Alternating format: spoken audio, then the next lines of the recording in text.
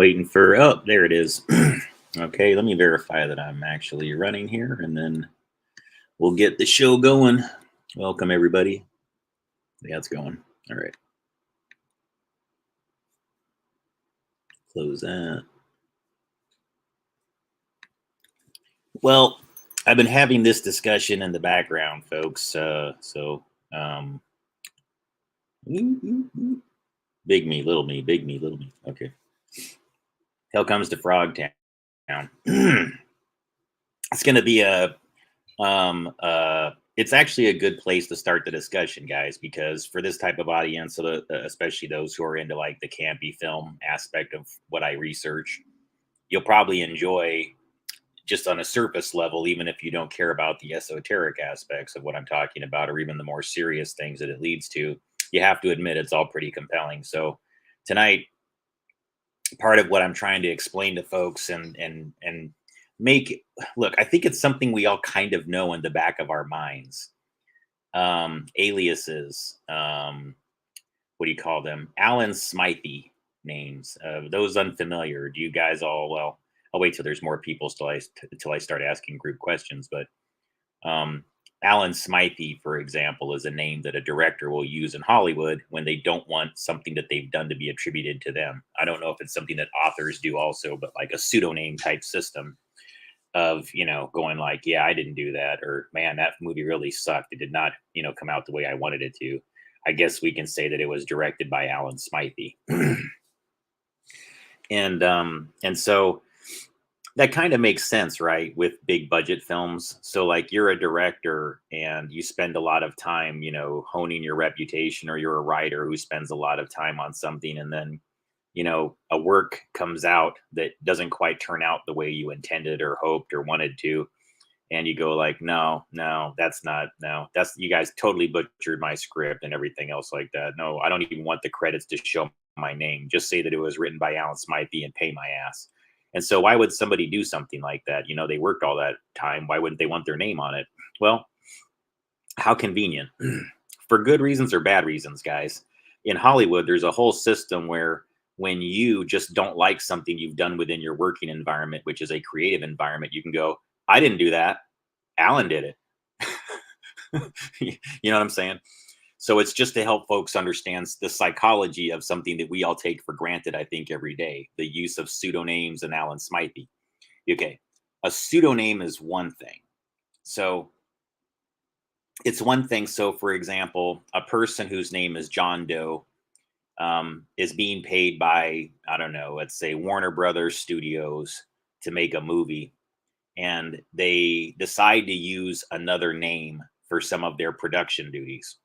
And so I'll give you an example. There's quite a few directors. I think John Carpenter, the guy who made They Live, the other Roddy Piper movie that most people know him from, he's the one who stars in Hell Comes to Frogtown, for those that don't know what I'm talking about.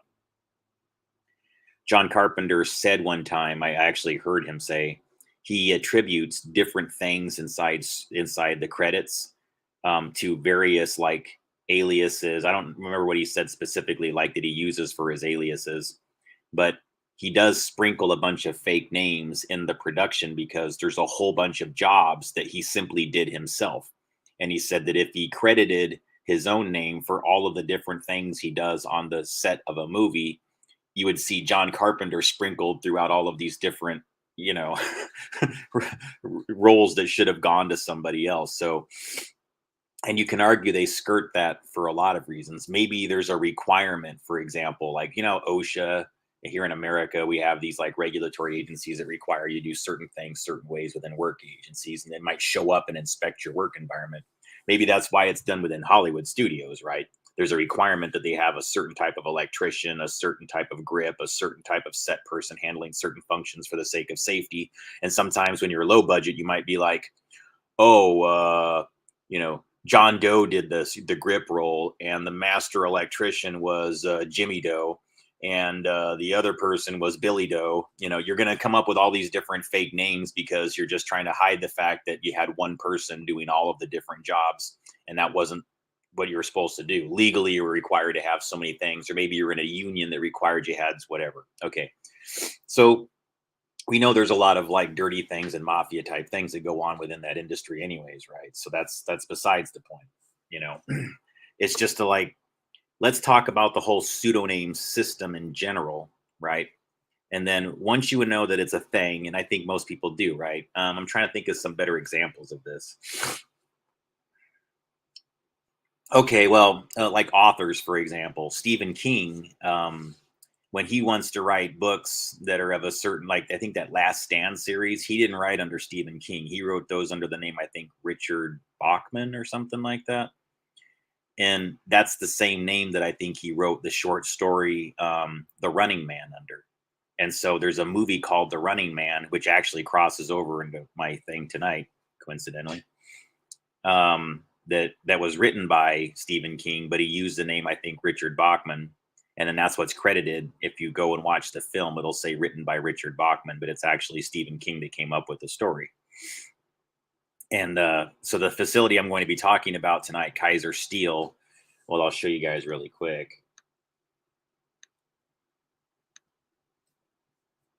So this is the, here, I'll expand this so you can read it. Oops, hang on, let me get my head in there. You can hear me. So this is, just to be clear what we're looking at, filming locations where they did Kaiser Steel Mill, Fontana, California. Some background on this for you guys. My father's family all were raised in Kaiser Steel area. He told me when I was younger and even into adulthood, I remember him telling me many times that him and all of his brothers worked at Kaiser Steel, this exact steel mill where all these movies are filmed.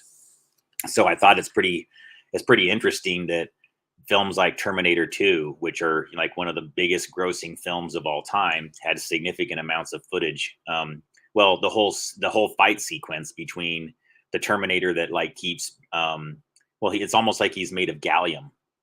But the Terminator versus the old Terminator versus the new Terminator battle, that where they go back and forth, that's in the old steel mill in Fontana.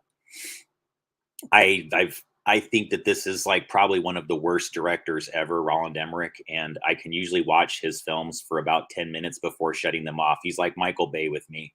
So I couldn't tell you what Independence Day was filmed at Kaiser Steel because I've never bothered to look into it and watch it, similar to the other person. If it's a Michael Bay film, it's going to give me a headache in 5 minutes and I can't watch it any longer than that.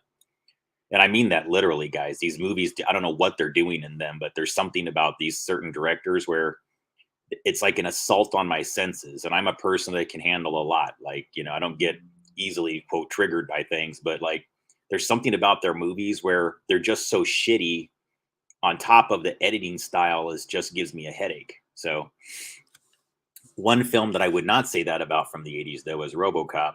I've always thought Robocop was a like a dark well, it takes on a very strange tone.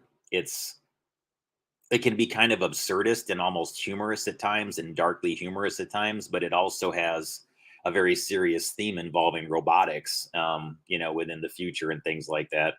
And right now, actually, San Francisco, I think, is actually entertaining using robots to subdue criminals, which is kind of interesting that we're now starting to transition. Like I said in my last presentation with the runaway thing, I'm starting to see now what I go back and review science fiction from the 80s films that I used to watch back then. It's all a reality today. Even The Running Man is a script, you guys. I mean, you know what do you want to know what the Running Man is about? If you look at the opening credits of it, it says in a dystopian America, a falsely convicted policeman gets his shot at freedom when he must forcibly participate in a TV game show where convicts runners must battle killers for their freedom.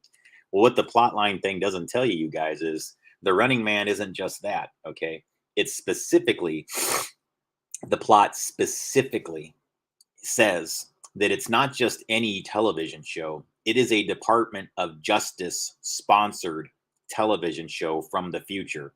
It is a union between the Department of Justice and a Hollywood television film studio where they have an agreement to do this exact thing.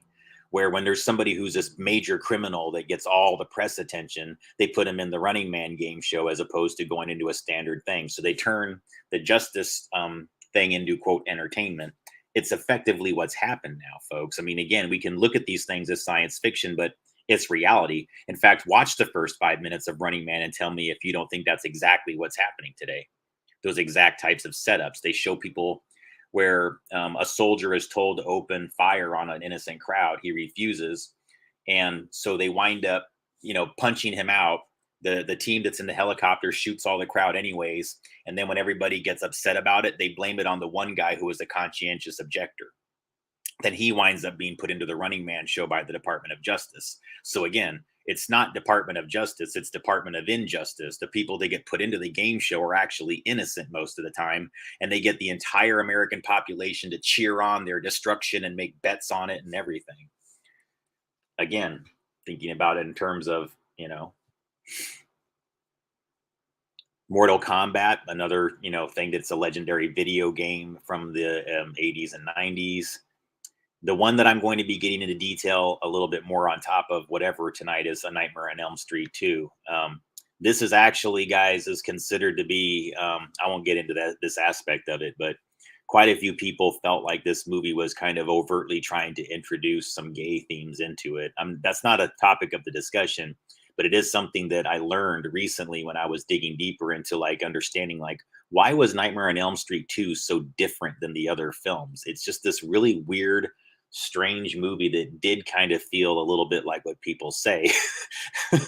But what makes it even stranger, guys, is that there's literally a scene in the film where the main character that Freddy torments is a psychic kid, and they take him to this exact Kaiser Steel facility where I've done all my reporting and stories from. I've gone to this exact place, you guys. I'll show you my articles here tonight. And one of his friends asks him what kind of psychic vibrations he picks up when he goes to the steel mill. And they literally take him out there. And that's allegedly the same place where Freddy did a whole bunch of his crimes and was born or something like that, or where the assault happened that birthed him. And then there's Hell Comes to Frogtown, which is what we're going to be focusing on tonight. And as you can see there, it says, after a worldwide nuclear war where 68% of the male population was wiped out and virile men become a rarity, Sam Hell, a scavenger and a highly virile man, is assigned to help rescue a group of fertile women kidnapped by humanoid frogs. All right. On the surface, that just seems like it's this funny story about some apocalyptic future with reduced fertility rates. Well, geez, guys, do you think maybe there might be some parallels to what's going on right now? We're literally seeing people on Twitter say, with almost no irony and only a slight bit of humor, that men who have unvaccinated sperm have the new Bitcoin. They have the new currency. This is now the thing that is probably one of the most valuable things in the world. The men who did not get vaxxed, who actually would have a baby and are willing to be fertile and actually carry through on their fertility. There's the challenge. We're at this weird place right now where, we are seeing reduced fertility rates. This whole COVID thing is actually going to show, probably when it's all said and done, that it's even worse than we think it is, because so many people opted into these vaccinations that is in fact reducing their fertility. That's more of a prediction aspect. It doesn't mean that that's what's happening in the classic sense, but there's statistics to support it. Okay. So it's a little bit weird to me that these films that I've been watching since the 80s and 90s that I kind of thought were just sort of funny, or they were just entertaining concepts, are now actually hyper realistic. Actually, no, hyper surrealistic, in that they seem to be communicating something directly that's actually happening right now. I mean, right now. A whole bunch of these movies from the 80s, 70s, and some into the early 90s, but this is mostly a phenomenon. Timeline films, I would say the vast majority of the ones that I personally am aware of were late 70s into the late 80s. And specifically, there's a window between 1985 and 1989 where they made a bunch of them. And Hell Comes to Frogtown is one of those films, along with They Live, John Carpenter. A lot of these are timeline projects that reveal something about, look, is it revealing the future? No, yet yes, because they didn't know whether or not what they were putting in these scripts, if they are timeline films, they didn't know. That's why I call them timeline films. I don't call them predictive programming. I'm calling them what I believe them to be. A defense project has existed for a long time that involved Hollywood studios and intelligence agencies that agreed to produce a certain amount of material that is timeline related based on technology things that were done through a DoD project related to Stargate, where they did in fact get information that they believed was from another timeline that was warning them about events that were going to happen. And so they agreed to create films. They were sending communication back to another timeline and trying to find people that were receptive. They didn't need to find them. They found them, I should say. They found people who were receptive and would actually insert things into scripts and turn them into storylines. And so a lot of the creativity isn't creativity. These people aren't these great creative geniuses in many cases. They're just simply putting something onto celluloid that they were asked to put onto celluloid as part of a larger project. And you can give credit to its accuracy, not on their genius as much as just they were the ones that were supposed to actually put it on film and get the message put out there for us to consume. Here's where it gets tricky though. By doing that, are you creating a psychoenergetic event that places the suggestion into the collective consciousness like a placebo that makes the event happen? That's when people call it predictive programming, kind of have a point. I'm just saying that the intention originally was not to quote predictive program.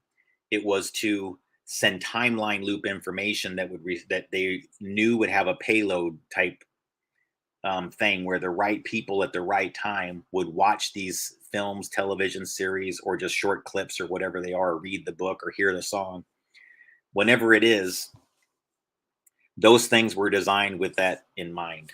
And not everything in that's creative has this going on. I'm not that jaded or whatever. I don't think it's that vast, but I do think that there's some things based on my research. I found a lot of scripts where lines don't make sense in a linear fashion. A lot of the scripted lines in it are communicating something else entirely. And that's especially true with this film, Hell Comes to Frogtown. Now, the information that I've been getting from the sidelines for a very long time, I'm just going to be straight up with you. I was being given this before I ever had any disagreements with my family. I had people telling me on the sidelines that there is significant uranium pockets in America underground that are being gray market or black market illegally mined. And that the people that locate these are just going rogue. There's really nobody going out and finding them. There's no agency that's put in charge of finding these people. They're just doing it. They go out there with the equipment. They bore underground. They buy up land.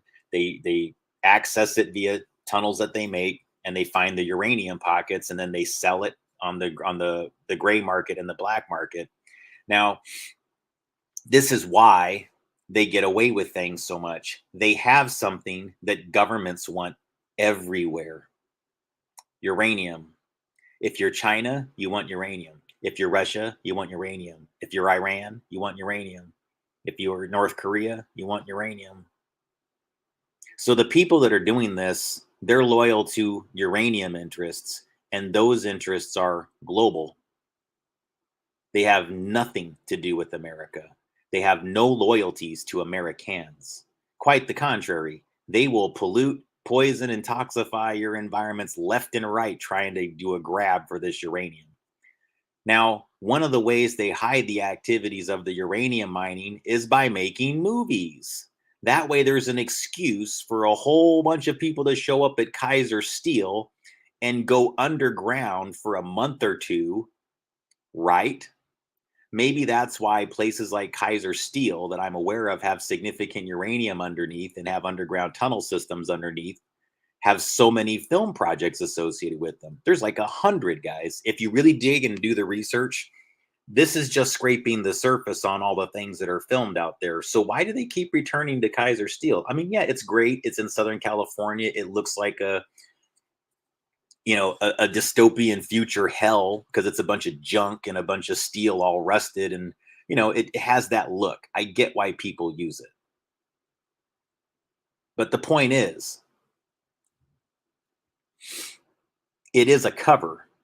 The filming of things out there is a cover to do other things. And if you don't think that what I'm saying is true, let's start digging in deep into the creative teams of a couple films that are made out there. And Hell Comes to Frogtown is one.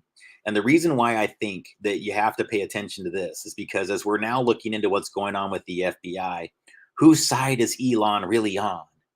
Okay, Elon is part of this, you guys. He's part of this fakery of actors and actresses and uranium interests and people that go, look up when they're spending the money down below. They give you a good light show up above, but they're spending the money down below. Baphomet is their god. They get all you to stare up in space and spend money, your money, on things that they tell you they're doing up there. And they do some things up there, otherwise they wouldn't have been able to fool you all these decades. But they're spending the vast majority of that money on underground cities, underground drilling. What we're existing in now is they've abandoned above ground. They're mostly using this just as resources to pull down there. They're trying to get as many of the people that they need as loyal staff that they even require that they can't do through automation. And they're protecting them because they all guard each other's secrets. Most of these people are predators and have, sick predilections. And so those are the underground protectors because they'll keep secrets because they don't want people knowing that they're pedos and other things. Hence why there's so much mystery surrounding that whole culture. What's really going on in those underground bases? Well, guys, I mean, this is what pisses me off about the narratives. All these people act like they give a shit, but they won't even do some basic research. How do you access a tunnel? You believe things are going on in underground bases. Do you even know what it takes to go? Do you know where the underground bases are? Has anyone ever decided to get like a bunch of groups of people together to go, I think we're going to stand by the entrance of this tunnel? Or I think we want to just hang out here at the entrance of this facility and say that we know what's going on here. I mean, if you want to talk about things that are effective on what we can do to like solve a lot of this, there's things that are old school protest, but you just can't hold up a protest sign and do it the same way. You have to confront them with information. You've got to be way more creative. So I'm cool with that as a method. I just think that people have to like take it up a notch when it comes to like how they go about doing it. Confront these facilities, confront the labs, confront the people behind it. We have to be like that kind of journalism where we're actually showing up and saying, that's what this is. Are you going to tell me that it's not? Oh, really? Like, are you going to confront me? Do you want to come out here while I'm doing this live YouTube report and tell me that you're not doing this? How about I show you this record, this record, this record? I show you this Wikipedia entry, and then we can put it up on. I'm not trying to do this, guys. At some point when I have the resources, I want to get those big video monitors. You know what I'm saying? Like those mobile ones you see down in Vegas where they just like advertise casinos and shows up and down the strip, and just take them on trucks back and forth, back and forth. Okay, you can do that with protest. Show up someplace, and if somebody goes like, well, we don't do those things. See, a protest sign by itself doesn't say shit. If you show up with a broadcast documentary blaring in front of their front gates, telling people like SAIC, we know what you are. Here's what you've done.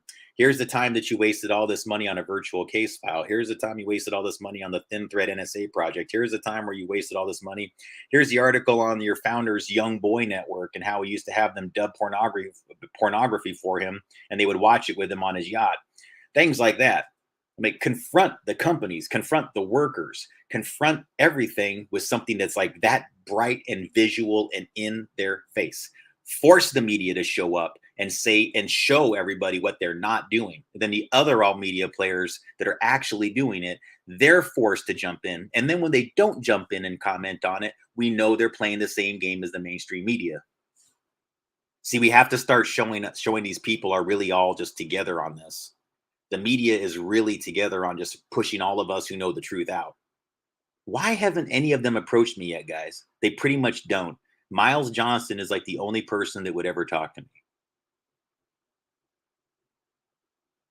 I mean, others have been willing to, guys. Don't get me wrong. But I got burnt by some of those situations. So but no, that he was probably the biggest. Everybody I think who's offered since then has been a tier pretty close to it. Or actually there was one guy, I can't remember his name. He approached me like 3 or 4 years ago, and he had actually been on Joe Rogan's podcast. I just can't remember his name right now, but he wanted to interview me on something. And then there was another guy that I know is a shill, and I knew he was working with the Pettigrews. So I was like, no, I'm not going to let you talk to me, dude. You're working with them. But the point is, guys, Um, you have to get that confrontational with it. We have to make sure these people can't just run around acting like they're not doing this. You have to show people they're doing it. So that's my intention. Like if I really got serious funding the way some of these other channels do, that I think are just total jokes or just like, they're getting lazy. Um, that's what I would do because it's legit. You should play your material there. You should be reporting on things. I see everybody just taking cozy seats and like hanging out and talking and bullshitting about things and not really putting action to their words. And I don't like people telling me, even though I understand why they do sometimes, like, well, what are you doing? I need to feel like somebody's in my court. That's cool. I understand that. But see, what I'm not going to do is champion people falsely just to make people feel better. I won't do that. That's why I'm not jumping on this Elon thing going like, yeah, guys, isn't it cool? Yeah, well, yeah, they deserve that, don't they? Yeah, I'm glad he got him back. I'm not going to do that because that's bullshit. That doesn't help any of us. Doesn't help you, doesn't help me.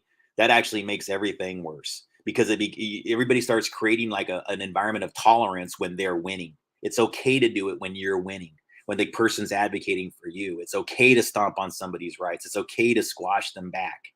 Well, I admit I take satisfaction in seeing some of these assholes get suspended for a little bit and like they have to feel what that's like to have no audience to like a major platform for a while because it's happened to some of us. I got called out for hate speech only because I replied to James Woods and they suspended my Twitter account one time for that. And I'm like, this isn't even hate speech. I'm actually discussing actual Nazism in this thread.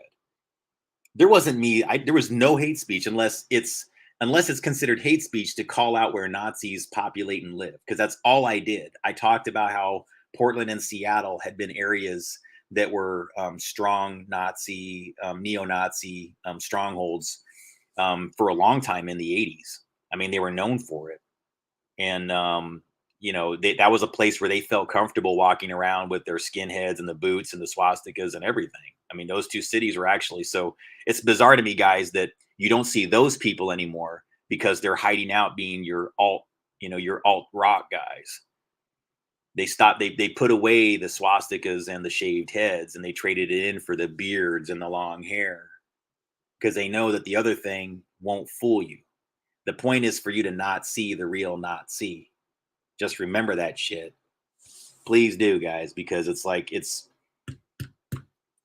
all in our Hollywood environment. I'm going to show you something that's really going to blow you away. So, Hell Comes to Frogtown. Think about like when you see a fake name or you see whatever, like I said earlier, when you see a fake name, what's that about? Well, let's take a look at Hell Comes to Frogtown. So I'm telling you that this is filmed. If you scroll down here,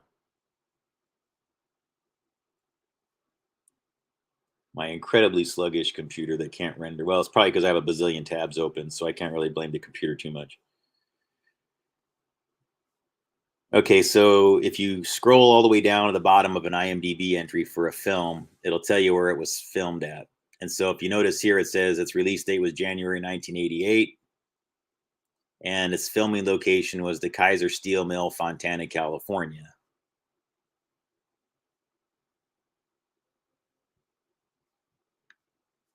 Oh, sorry, that's not very big. There you go. There you go. Okay. So there you go. So if you scroll down on Hell Comes to Frogtown's IMDb entry, it says right there, filming locations, Kaiser Steel.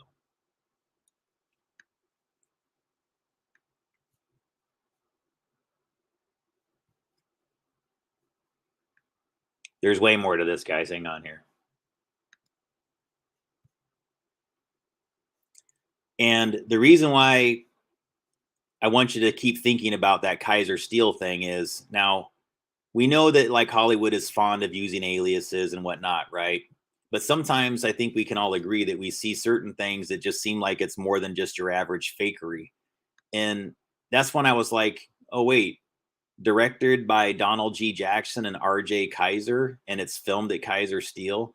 And it occurred to me, like, how many people who go to watch this movie, who went to go to picked it up on video cassette or went to a drive-in someplace to watch this, even thought about this when the credits were rolling? Well, they weren't. They weren't looking for it. They don't know. Most of the people that went to this movie had no freaking clue that it was filmed at Kaiser Steel and wouldn't even care.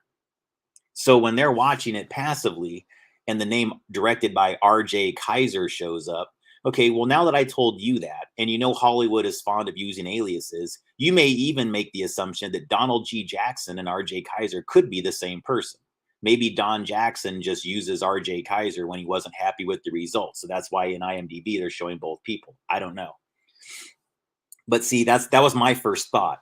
Oh, okay, so this guy Donald Jackson probably uses the other name or whatever, and then they figured that out. So IMDb being the completist, whatever, they decided to credit both guys. No, I realized that this is like signs of something way, way, way, way deeper. You'll often hear me say that people are buffer characters for the mafia, that they didn't really direct that. They're not really the CEOs. They're a buffer like Elon. Okay, guys, what I'm helping you understand here is what I'm going to explain to you about this thing here. This looks super realistic, does it not? Is there any reason to doubt this history? Born in Long Island City, RJ Kizer's childhood home was in New Jersey. He attended the NYU Film School and after graduation worked for a few years in the New York film industry. After moving to California, he was film editor on several features for Roger Corman and then directed some cult classic low-budget features such as Death Ring and Hell Comes to Frogtown. Hey guys, that's all he directed. And then ever since then, he gets sound editor credits on random films all the way till today. Like even I think the last thing he worked on was a couple years ago. So here's my hypothesis. There might be a guy out there who looks like this and can actually use this name from place to place, but he wasn't born with that name. And my guess is he doesn't even make an attempt to go around pretending to be this guy. But there are assets out there that are assigned to a person named RJ Kizer. They have bank accounts under the name RJ Kizer, and they're given paychecks and they pay taxes and they have a social security number assigned to somebody with that name. So here's what I'm thinking. That's just how it works now. And it's been this way for a long time. So when you see a reporter that seems kind of fakey McFake in the media, think RJ Kizer. I know they're going to say, John Doe has been reporting for the last 10 years and has graduated from Yale community, whatever, College of Journalism, and is an esteemed member of this thing and blah, blah, blah. I mean, their parents are this and this. His father was also a well-known journalist, probably another fake one. It's like there's this gal that does all the boohoo tears things because she says she got doxxed. Her name is Taylor Lorenz. Did you guys know that the Lorenz method is like that's what one of the structural psychology things is for deceiving a mass? They call it the Lorenz method. Lorenz, exactly the way her name is spelled. It's in Defense Intelligence Agency documentation. When you're trying to manipulate a large group of people simultaneously, they call it the Lorenz method. So what I'm saying is, guys, what RJ Kizer is to filmmaking, people like Taylor Lorenz is to Mockingbird journalists, people like whatever Elon Musk is to corporate America. I get it. They've got a mother out there that's saying her name is Maya Musk and she's really realistic and they've made her into something that she is now, but it is all witchcraft and voodoo. You did not know who the fuck any of these people were like a decade ago. You did not. Don't tell me you did. You didn't know who Maya Musk was, and you didn't know who Elon Musk was a decade ago, probably. Well, no, excuse me, a decade ago you did. Let's go back further, 20 years ago. Because he's been building this shit for a while. I forget, guys. My sense of history is a little off here. 10 years ago, it'd only be 2012. So yeah, he was already being put out there. What I'm telling you is like, they probably came up with Elon Musk about 20 years ago when he was a little bit younger. His acting career, which would have been pretty minimal in Hollywood, was starting to go really quick. He probably did about 2 or 3 films, some less than significant roles that didn't really yield any fanfare, for him greater. And then they don't know what to do with these people once they get a little bit older. And as far as I can tell, he comes from a group of child actors that they just give new names and they just put out there as the new CEOs. So their acting carries over from the Hollywood community into reality. Just like this guy is technically a Hollywood director, but his fakery carries over into reality. That way, when they need somebody to express an opinion or maybe vote for a candidate that they like, who people don't actually like, but they can always get a fake name to go, I voted for Joe Biden. Right? There's probably tons of RJ Kizers out there going like, I proudly voted for Joe Biden. There's probably one person that controls like 30 of these avatar characters out there, and they all voted for the same person. Do you guys understand our system yet? This is very, very common. This is why COVID was so favored by these people, because anytime they need to delete somebody they can't prove exists, they died of COVID. Oh, well, that helps boost the COVID death numbers, helps boost the medical mafia, and something that used to be a problem, them getting identified as having 1 or 2 or 3 or 4 or 5 or 6 or 7 fake aliases, now becomes, instead of it a problem, it becomes a solution with a reward. Because now they can put that person into one of those medical hospitals owned by, oh, I don't know, Kaiser Permanente? Kaiser Permanente? Yeah, yes, guys, it's all connected. It really is. Did you know that Kaiser Steel, where RJ Kizer, the fake, well, whatever, he's real, fake, half real, where RJ Kizer filmed Hell Comes to Frogtown is a place called Kaiser Steel. It's now called California Steel. Originally, it was Kaiser Steel. Kaiser Steel was founded by Henry J. Kaiser. J. Interesting that he also has the middle name J. Henry J. Kaiser. Just like R.J. Kizer, except they're spelled different. Kaiser Steel is Kaiser. He's Kizer. Then they make it even more confusing. And they have other metals companies and defense industry metals companies that are also named Kaiser that are technically not affiliated, but you change one letter to Keizer, Keiser, Kaiser. There's all types of ways to spell Kaiser. And they all are German for emperor or king. King. They love the word king. The mafia. Especially because King County is where one of their satellite mafias are up there in Seattle, right? Okay.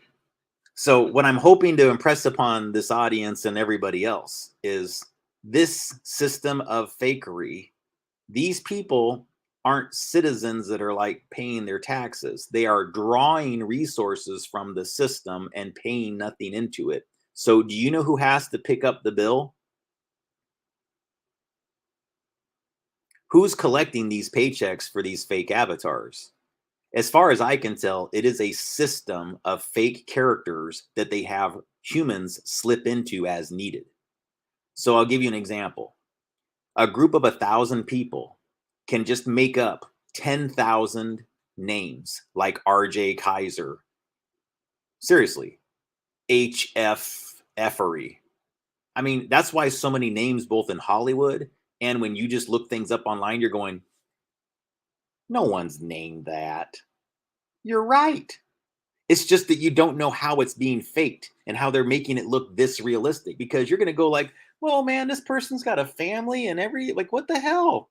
They're actors, you guys. This is the crisis actor thing, the false flag thing where they do whole neighborhoods and there's whole neighborhoods faking their identities. Just like Hollywood is a culture filled with people faking their identities and sometimes have multiple identities. I'm convinced, in fact, you guys, that Bryan Singer, who directed The Usual Suspects, whose villain is Kaiser Soze, I want you to watch a bunch of interviews with him and then look at that Oli guy who's getting everybody's attention talking about human trafficking and transgender issues, the one who claims that he identifies as a South Korean pop singer, but everybody's suddenly taking him seriously, even though he was a joke like a few months ago or like a year or two ago. Now he's commentating on major news channels. I personally think that's Bryan Singer. He either had some facial reconstruction done or he's using some type of a CGI mask to play that person when he's on, that Oli guy. I want you to look at interviews with Bryan Singer, then look at that Oli guy, and I'm like, you guys have essences that are very, very similar in a really weird way. It just looks to me like Oli is Bryan Singer in drag or some form of makeup or CGI pretending to be that guy. Because Bryan Singer is creepy as fuck. Just to be real. And by the way, why do you think that he would have a script Why do you think that Christopher Quarry, who wrote the script of Usual Suspects, who always works with Bryan Singer, made the villain Kaiser Soze? Why was he Kaiser Soze? Because of this.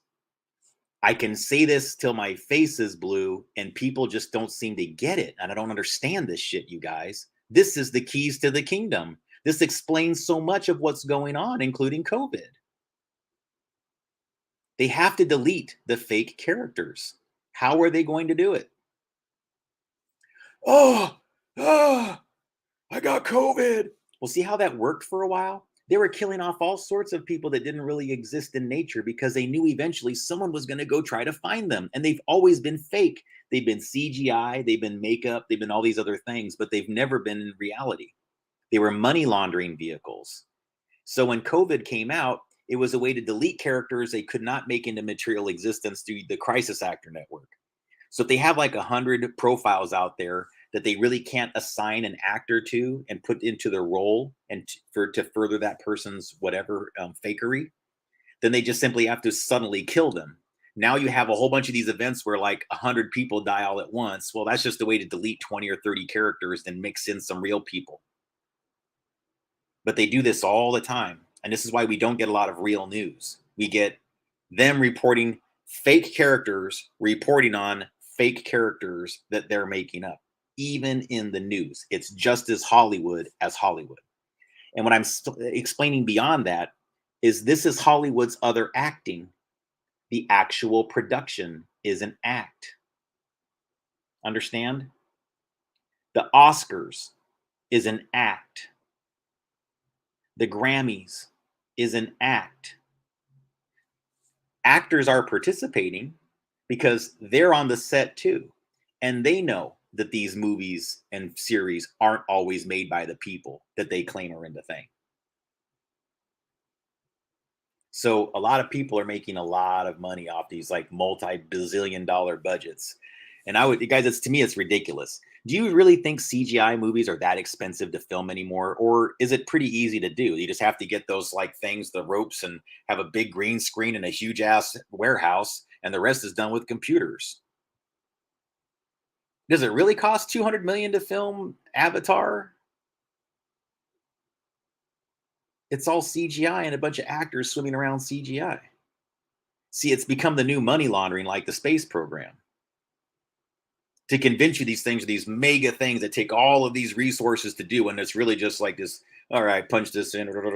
They even create, again, they'll create for DVDs production documentaries showing you huge teams of people working on things. And in some cases they do. I mean, I'm not saying all these things happen out of thin air, but a lot of those things are part of the act. Showing you a director who didn't really direct the movie is an act. Showing you a producer who isn't really the shot caller and didn't really make any decisions is another film for you to absorb as reality. They know they're doing this. It's confusing our brains. It's part of keeping us in a suspended state of like surrealness, to where we never really can be grounded in what's actually going on, especially if we consume their media constantly, which almost all of us do. Even for us to have somebody to talk to here, we're consuming their media.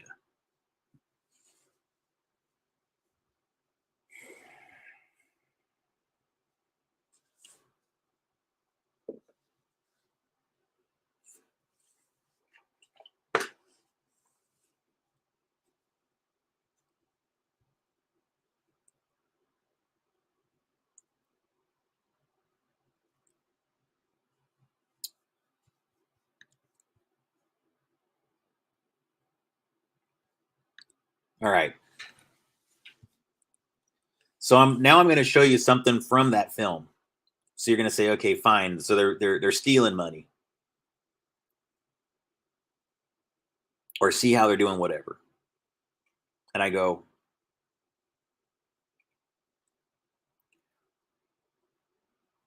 all right, fine. You know, what's the larger purpose? What else would be the film's like reason for being out there? Because sometimes the scripts make no sense. They have no linear path. They're very bizarre. They're poorly, like there's really no pacing to them at all. They seem to exist just to have things that are just there to unpackage as cryptograms. The whole thing exists as one large visual cryptogram, and what they're saying almost doesn't make sense. Some of these movies are really that bad. Hell Comes to Frogtown does not fit into that category. I would actually argue that that this is probably what do you want to call it? Um,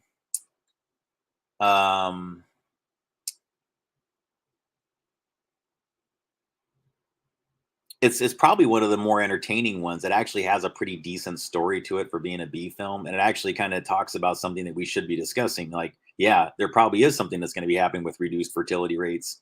There does appear to be a concerted effort to reduce fertility rates, and that if there are people out there that can still have babies, it's almost like they want us to be dead, or they want us to be malfunctioning or non-functioning. I know one place that I went to, there was an energy system that was installed that would aggressively attack your genitals. Like, you could actually, if you stayed inside that building too long and you sat anywhere for like longer than 10, 20 minutes, pretty soon it started to tune into you, and you could actually just feel it literally vibrating. Like, be honest, I'm a man. Some of these places that I was in, it would just sit there and focus directly on my balls. And I could actually feel them magnetically just going. That's an attack on fertility. That's somebody going directly for what makes you a man.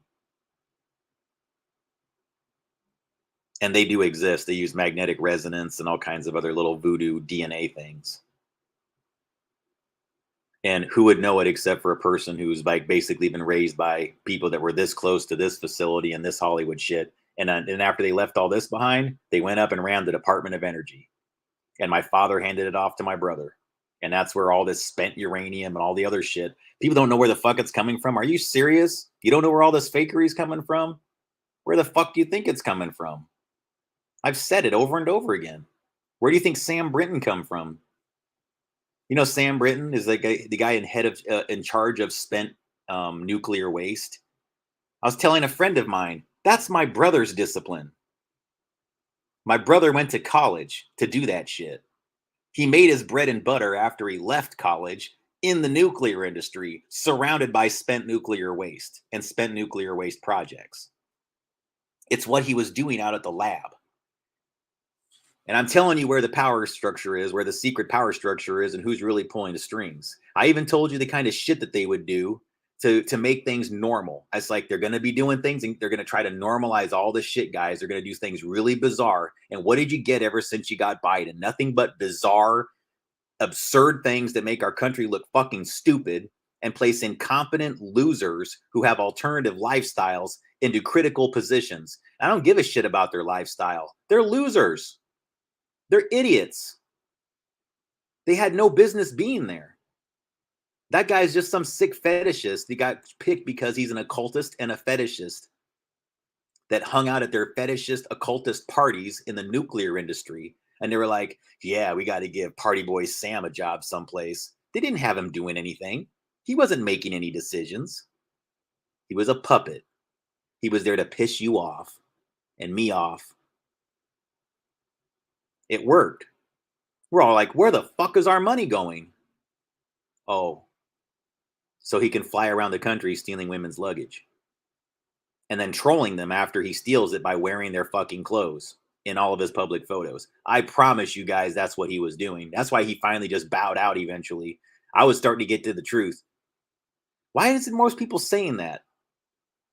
We all know what he was doing. He was stealing that shit because that's how he trolls the women. He steals their luggage, then carries it around everywhere, makes a big public display of it, and then one day they're like, they're looking at the news. You see this dude with a mustache wearing your dress or some outfit that you had stolen at the airport. And you're going to go, what the fuck? Well, guys, Biden is whose boy, though? The mafia's. Just remember, Biden had a great big E in his name. Go look up his logo. Go look up his logo. Why does Biden have a red E and all the other letters are blue? You need to think about that. Did I mention that my brother is named E? Biden, red E highlighted. Elon. Just saying, guys, I know where the mafia is. It's a matter of, do you believe me? You don't have to, but you want to know who's pulling whose strings? Whose puppet is Elon? Elon's puppet? I don't know. You decide. All I know is that Elon's positions are very, very familiar to me. And there's a reason why I call him as bullshit and as a crisis actor. Because I have good reason to. And maybe people should listen to that instead of going for this, like, the billionaire's going to save us. Dude, he's in board with all those same freaking freaks and sex party, whatever folks that you think, God, like, what the fuck, folks? You think that they would actually give you somebody who's your hero? Wake up, man. What the shit? That's the part that's the most frustrating about Republicans, man. Getting into their world, needing to have anybody, needing to constantly, you guys need to have somebody who's rich save you. What the fuck is up with that? Sorry, I mean, like, I don't understand Republicans that way. I mean, don't get me wrong, Dems got this problem too. They got Daddy Soros and people like that. But it's just really, really like, you're like, seriously, you guys? I've told you where the infrastructure is. Like guys, you don't think that like people in my family had the ability to rig everything exactly like I'm telling you? I know they had the ability. They were at the companies, they had the access. And so when I'm out there seeing where all the fakery is, and I noticed that almost all of it at an occult level feeds power and resonant energy to the letter E over and over again. And I know for a fact that that's my brother's name and nobody knows that about him. He goes by the name Joe. It makes me wonder.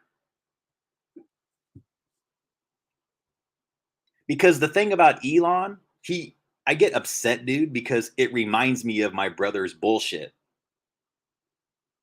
My brother's just fake. I don't like him for that reason. This is why we just don't get along. I just think he's a fake.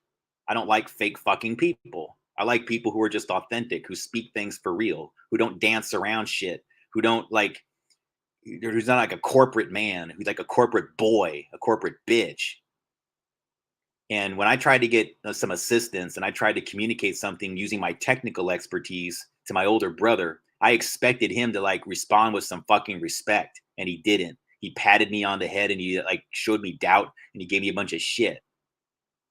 And I'm intelligent and I have good information. And so at some point, I'm like, you have access to all these security functions and you're not helping your fucking younger brother. And moreover, you seem to be, when you get a message from me, getting on your fucking phone at work on speakerphone with a whole round table of people and calling your younger brother just to have a conversation. You know what he wanted to talk to me about? Hey, Gabe. Hey, baby bro. He's on speakerphone, guys. I'm going to tell you something about my brother right now. I'm going to tell you something about E. When E was at Pacific Northwest National Laboratory and I started doing stories on my YouTube channel about Science Applications International Corporation, the lab behind all the fuckery that gave him his secret power, he's like, I don't know why you're talking about this. It's not really relevant. And he had me on speakerphone. And he called me from his office, you guys. Now, that sounds kind of like official if you ask me. Why would a person make a point to call me from their speakerphone at their office to talk to me about my YouTube article that discusses things about Science Applications International Corporation, a lab that's behind all of us getting fucked over, where he spent 6 years of his career when they were fucking us over, by the way. It wasn't just a regular 6-year window he was at SAIC. It is the specific 6-year window when they took control of the internet, the phone system, and had all of the psychic research. Joaquin, Joaquin, you bullshitter. Merry fucking Christmas. See, guys, I'm sorry, man. It's December, you know what I'm saying? Like, this year, I have no fucking family. You understand that? Back in 2015, before I discovered the truth, I was welcome at family events. I know the truth now. I am no longer welcome. Because if I knew the truth and I was willing to shut up about it, I would still be welcome. But I learned the truth and I was not willing to shut up about it. So now I am not welcome by the Cruz clan or the Pettigrew clan. They won't call me.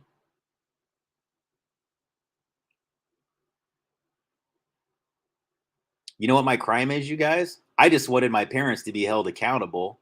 And accountability could just be answering the question: why did you let a serial pedophile who you had awareness molested children that you were responsible for or had direct awareness of? Why did you let him go when you had his address and knew exactly where he was? Why did he never get prosecuted? Why did you never turn him in? And why did he get let go? I'm bringing this up because it's these Hollywood actors that make these movies that are behind that man and that man hiding, because the tunnels that are underneath Fontana that are at this Kaiser Steel mill go to central Mexico, and they're trafficking routes. And that's what I'm going to get into next, about what the plot line of this film communicates relative to those trafficking routes. Because this is, again, where my brother kept on gaslighting me. He's like, I'm convinced. I don't know what you're talking about. And he was actually, though, like back when we were talking still, he was just gaslighting the shit out of me and telling me that, you shouldn't say that, or that's not really accurate, or that's stupid. I mean, it was always something that was like dismissive or disrespectful. So eventually I was like, the gloves are off, dude. You keep marginalizing me and saying these things like that make me look like I'm just like an imbalanced conspiracy theorist. And you know fucking better. You know better. Deep state shill. My big brother is Big Brother. Remember that shit. I talk from experience.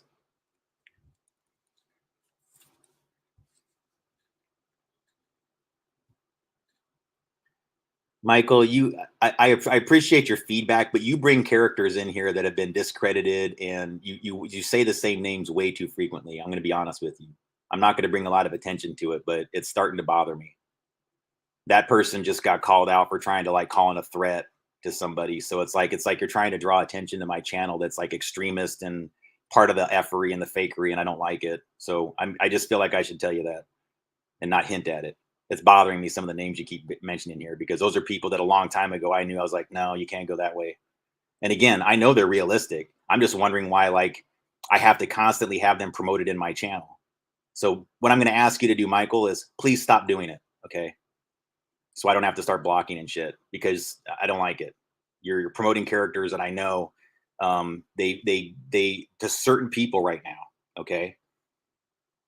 Those are designed, those characters have always been placed there to pull in certain narratives to certain people that are pre-selected, and then we're only given their information. He's one of them.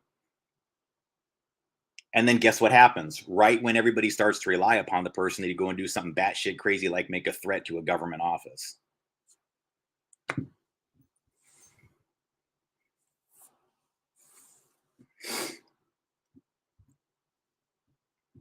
So I'm just gonna get into it. I don't want to get this into a debate or anything else like that. I'm just being real with you. So this is my Twitter post, okay? And remember, guys, what I'm telling you about here is this facility where this exact thing is filmed. My father went to work there. All of his brothers went to work there, and they told me this. Okay.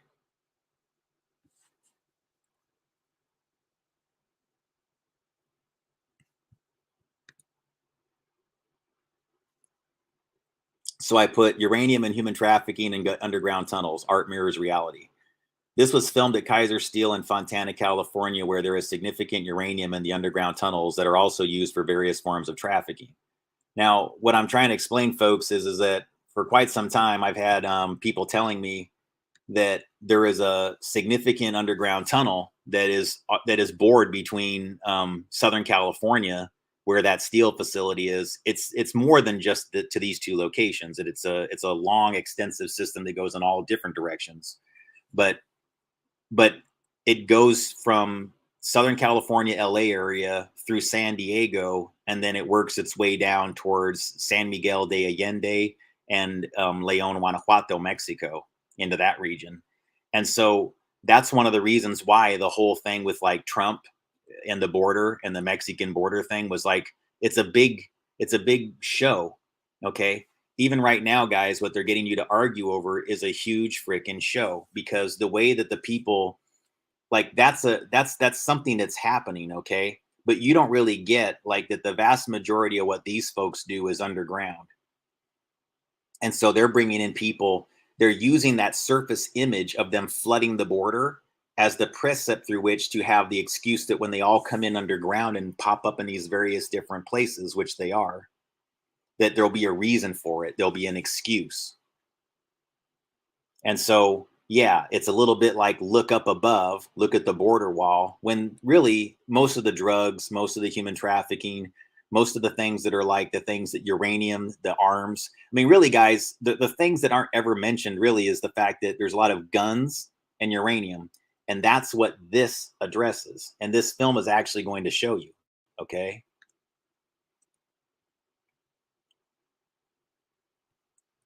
So it's an interesting thing to me that the character here says,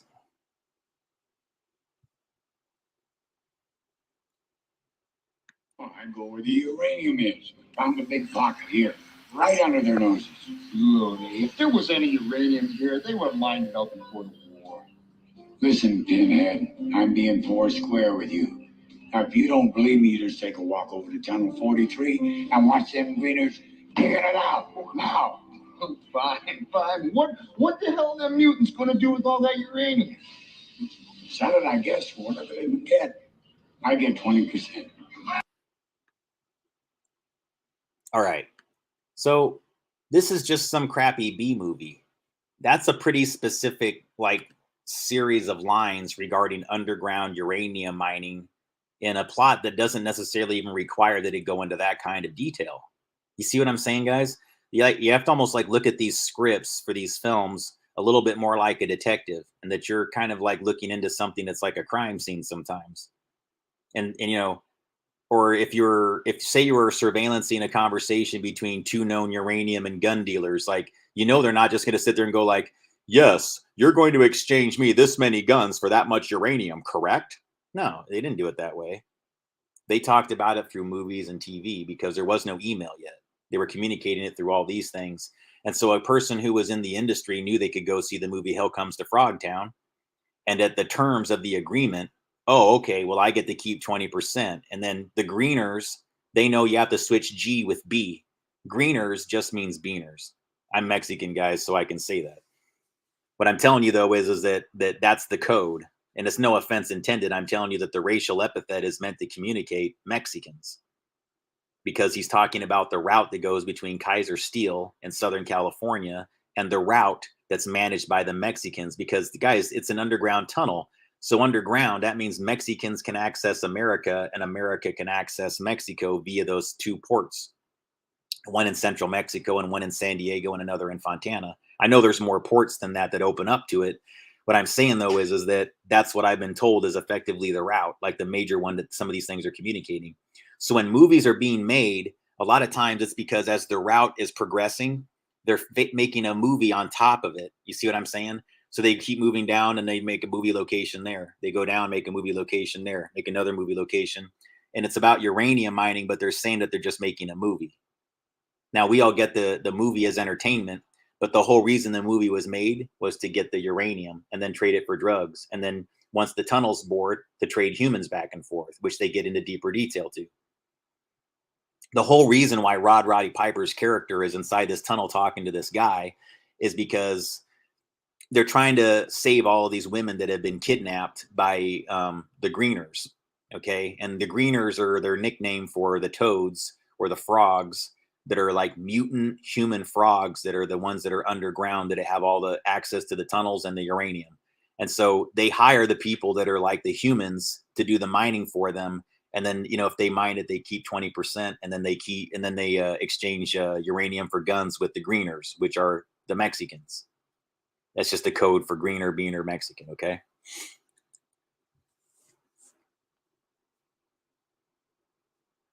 Now, so it's like I talk about how the space program is a lot of bullshit where they say up above when they spend it down below. Okay.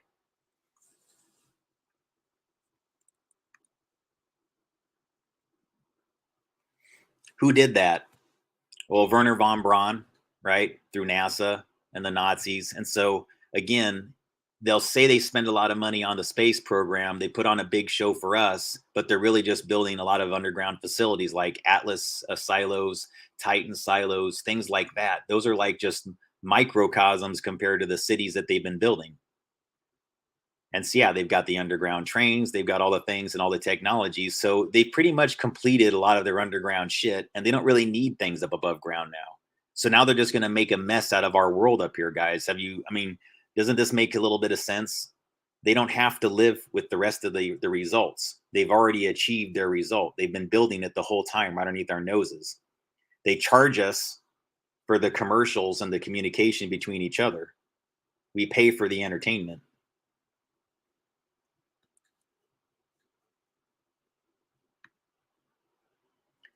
And so I thought this was particularly telling because, like, the Nazis who are running a lot of this, so in the future they're saying that basically something happened with nuclear fallout that caused the male population to deteriorate significantly. Like, they lost 60% of the male population, and so there's only limit. And then of the women that are left, only a small number of them are still fertile and can even have babies. And so the Greeners are oftentimes kidnapping the fertile women from the outlands because they know they're valuable. They know that any woman who can still breed is valuable and that the humans are going to want them. So they'll hold them captive and hold them for ransom because they know that the humans are trying to repopulate the outlands. Pretty interesting, huh? Because, guys, like, we're kind of on the verge of something that's kind of similar to this. And it seems like it's just a stupid science fiction movie. But then you see the guy, that one of the people that's been doing that the whole time has been embedding himself into like different like law enforcement and military functions, and he basically has a Nazi ideology. He hates women. He says that the women have been controlling things for far too long, and he needs to balance things out now. But look what he says right at the end of it, and I'm going to zoom in on this.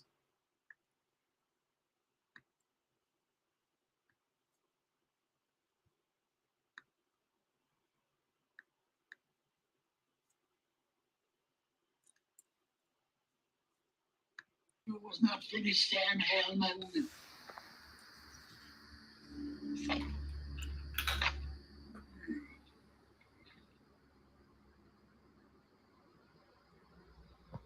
See, this used to be a man's world, Sam. Now there are too many women. They have us by the short hairs. But I'm going to change that. Ideal. Ah, crap. Sorry, guys. I don't know what happened there. Hang on. That ideal arms to the Greeners for their uranium, and then I give it to renegade scientists for processing.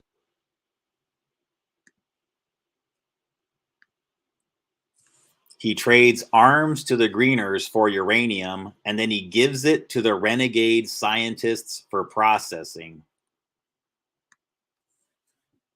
Well, the renegade scientists in America, those are the Nazis.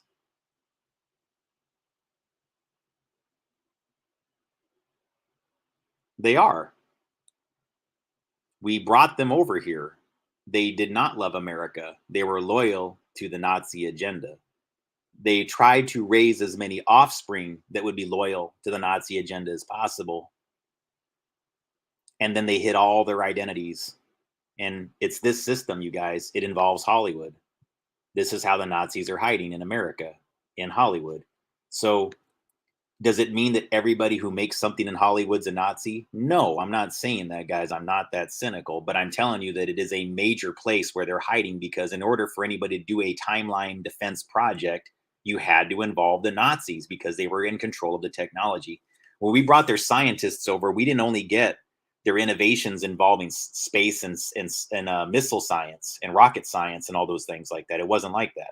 We were getting lots of innovations, electromagnetics, things that involve radio broadcast, things that involve recording things, videotape, magnetic tape.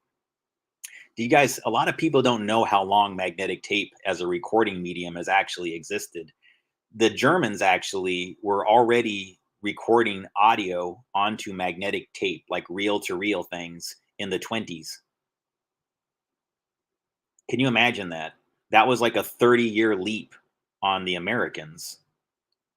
And I would argue that anybody who could record a voice or an image in a way that used a magnetic loop like tape, they began doing something relative to space-time manipulation the minute that event occurred.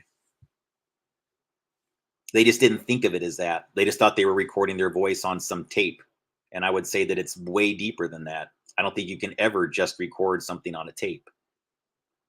You capture an image and it's placed onto something that has magnetic resonance and gets placed, well, rather has magnetic materials. And then in order for it to play back, has to rotate in a circular loop. It just goes like this. Then you rewind the cassette. Then when you want to play the cassette back, the tape rolls around spiraling tape, tape head. And the tape head's doing this. And then the two reels are doing this. What do you think's going on with that image? What do you think you're doing with this, with all these loops? Why do you think that loop is so relevant to any technology? Why does CERN doing this in the middle of the earth have an effect? Because it's all connected. Anytime you're creating this spiral relative to magnetic resonance, you're doing something that manipulates our physical reality. You're bending the plasma field, always, even if it's just playing back a videotape or listening to an audio cassette. I know I'm not trying to make it all sound more whatever, but it is that significant. I don't mean like it's dangerous. No, but it could be. I mean, it's already there, so there's no point in acting like it's a fire in a movie theater or something like that. What I'm saying though is that it's something that we should be thinking a little bit more about, like what the impact of something that plays back on a spiral tape is, because now if you'll notice, increasingly they've been trying to phase that out of technology to making it to where drives no longer spiral around and record things on a magnetic thing. They made them solid state. They wanted to make we used to have actually even computers. I mean, you used to, like, if you had an early computer system, you used cassette tapes to run the programs, and you would type in the command on the computer, then push play on the cassette, and then that would run the data transmission over the cassette tape. Trippy.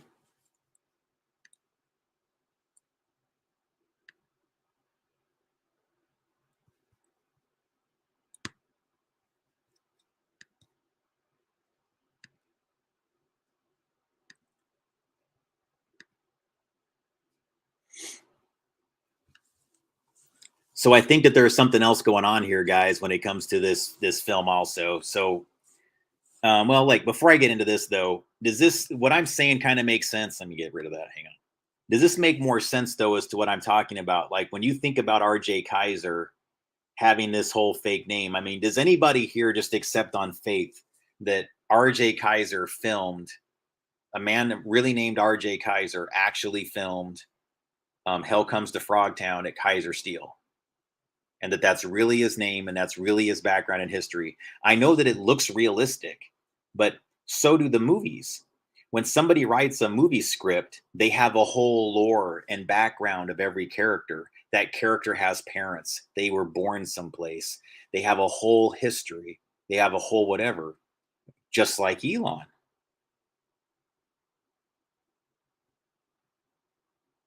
Elon and Mia. Your new alternative. The new school brought to you from the old school. Von Braun knew that eventually America would go, hey, wait a second. Aren't y'all a bunch of Nazis? Because that's what's happening right now. People are kind of going like, yeah, wait a second. We are all Nazi'd up. What the fuck? So the minute that happened and we all figured it out, they had to have a plan in place to trick us again. Now they've got Hollywood. They've got the media machine. They've got all of those functions working within our perception of corporate America. We actually believe that this South African dude is running Tesla, Boring Tunnel. What's his other one? SpaceX. Oh my God, dude. SpaceX alone would take a couple people. But no. I'm going to believe he's running SpaceX, Tesla, Boring Tunnel, and now Twitter. And pretty much spending all of his time on Twitter and almost none of his time on the other places. I get it, guys. There's boards of directors, there's whole staffs or whatever. But seriously, 4 fucking companies that all involved major things going on relative to the environment, our infrastructure, and our whole sense of reality. The same guy. And no one sees through this bullshit at all. It is the family. It is the same mafia connected to uranium. It is the Godfather, you guys. He is the new Dawn. He is their selected one. They're not going to make him the president or anything else like that, but they want him to be your new savior. He's damn near what they describe as the Antichrist. You have all these problems that him and the whole group of mafia people are a part of creating for you, or at least pulling the wool over your eyes so you never arrive at the solution. Now, just because he's like banning a few liberals on fucking Twitter, he's your savior. Give me a fucking break. It's just like, God, man, I don't want to have to think something like in the back of my mind, like, we give up, guys, just take over. Fuck it. Because sometimes, guys, I get that frustrated with people where I'm just like, maybe it is hopeless. Maybe it is. Maybe we should just fucking give up and say, like, fine, guys, come over here and govern us. But I don't want that. Do you? I think we're better than that, personally, as a country. I think we can actually do better than this.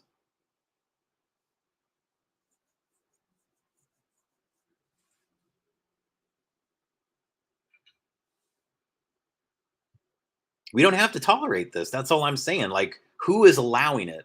Somewhere within this whole thing, there is a level of tolerance where we're just like not as a collective making something better happen. And see, one of the ways they know we would do that once we understood that von Braun basically has been managing our perceptions and all of his kinfolk, Nazis, they had to have a plan in place right at the moment we would be communicating that to each other. So they're controlling Twitter because it's pretty much the go-to for everybody, like Facebook was before. If you're going to talk about who the paperclip Nazis are in America, you're probably going to try to do it on Twitter. And you know what's funny about Elon? Long before he ever took any of this shit over and everything like that, I used to always say, like, dude, a billionaire like you could put together a human trafficking organization that could defeat the problem like that. The richest man alive, or the second richest man alive, has the resources without losing hardly anything, without it causing him any problems. And his future families or any of his offspring will never have to worry about their financial futures. He could still form the best, most elite human trafficking fighting squad on the planet. And if you propose that question to him, he'll just go, yeah, but I bought Twitter for 44 billion. And I'm like, that doesn't mean shit. That just means that you want to control the narrative instead of somebody else. But don't act like it's for free speech, and neither is somebody else. It's more of the same, guys. Elon is RJ Kizer. Elon is Hell Comes to Frogtown. You're just accepting it as reality. Not you. I think a lot of people here figure it out, but not actually. I still have people in here like making excuses for this shit, and I'm like, this audience is smarter, you guys. If you try to like present that to me over and over again, I'm really going to raise an eyebrow. You should be way smarter. And if you don't like me for saying that, then go. Because you're not ready for this channel. That's all I got to say about that. I'm sorry. I'm starting to get like that again, guys. I used to be like this more, where I kind of get a little bit shitty sometimes. But I feel like now we got to toughen up a little bit as a culture. People are being like kind of weak with their way of accepting shit and passing along stupid, fucked up information. That's bogus. Bogus characters, bogus information. And you have to know it's bogus just by fucking reading it.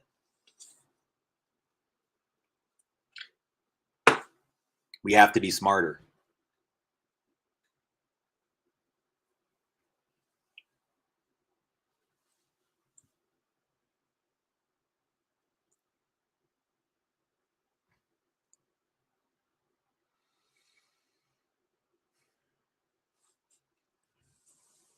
All right. So I kind of talked a little bit about how that RJ Kizer thing extends over in the medical industry, guys. But I mean, does that, let me get deeper into that.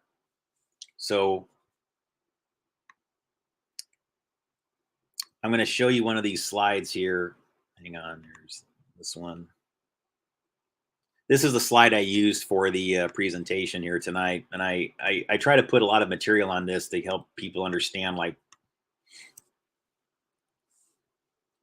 all right,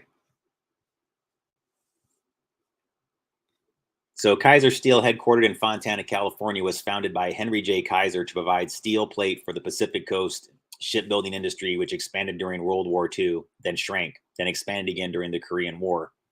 So right here, guys, this is where Terminator 2, The Running Man, Hell Comes to Frogtown, Robocop, lots of dystopian future where bad, negative things are going to happen, lacking fertility rates, rogue AI robots, future people coming back into the past and then going from the past back to the future.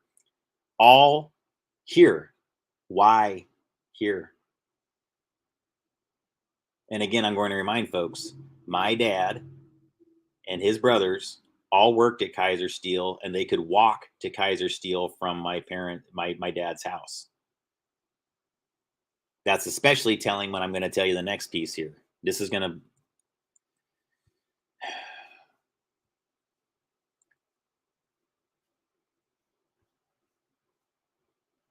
Okay, so that steel plant where they make all these movies, right? Where they film all these Hollywood projects. Kaiser Steel. Who was the villain that everybody knows about, but nobody knows the real identity of in The Usual Suspects? Kaiser Soze is a fictional character and the main antagonist in the 1990 film The Usual Suspects, written by Christopher McQuarrie and directed by Bryan Singer. According to petty con artist Roger Verbal Kint, Soze is a crime lord whose ruthlessness and influence have acquired a legendary, even mythical status amongst police.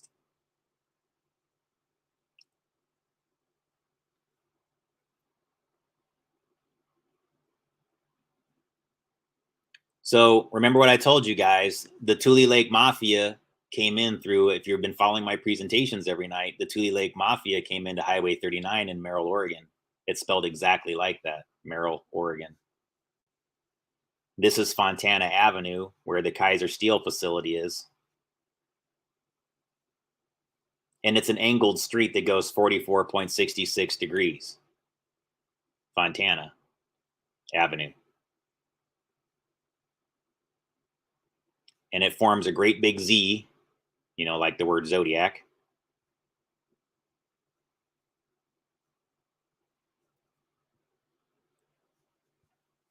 So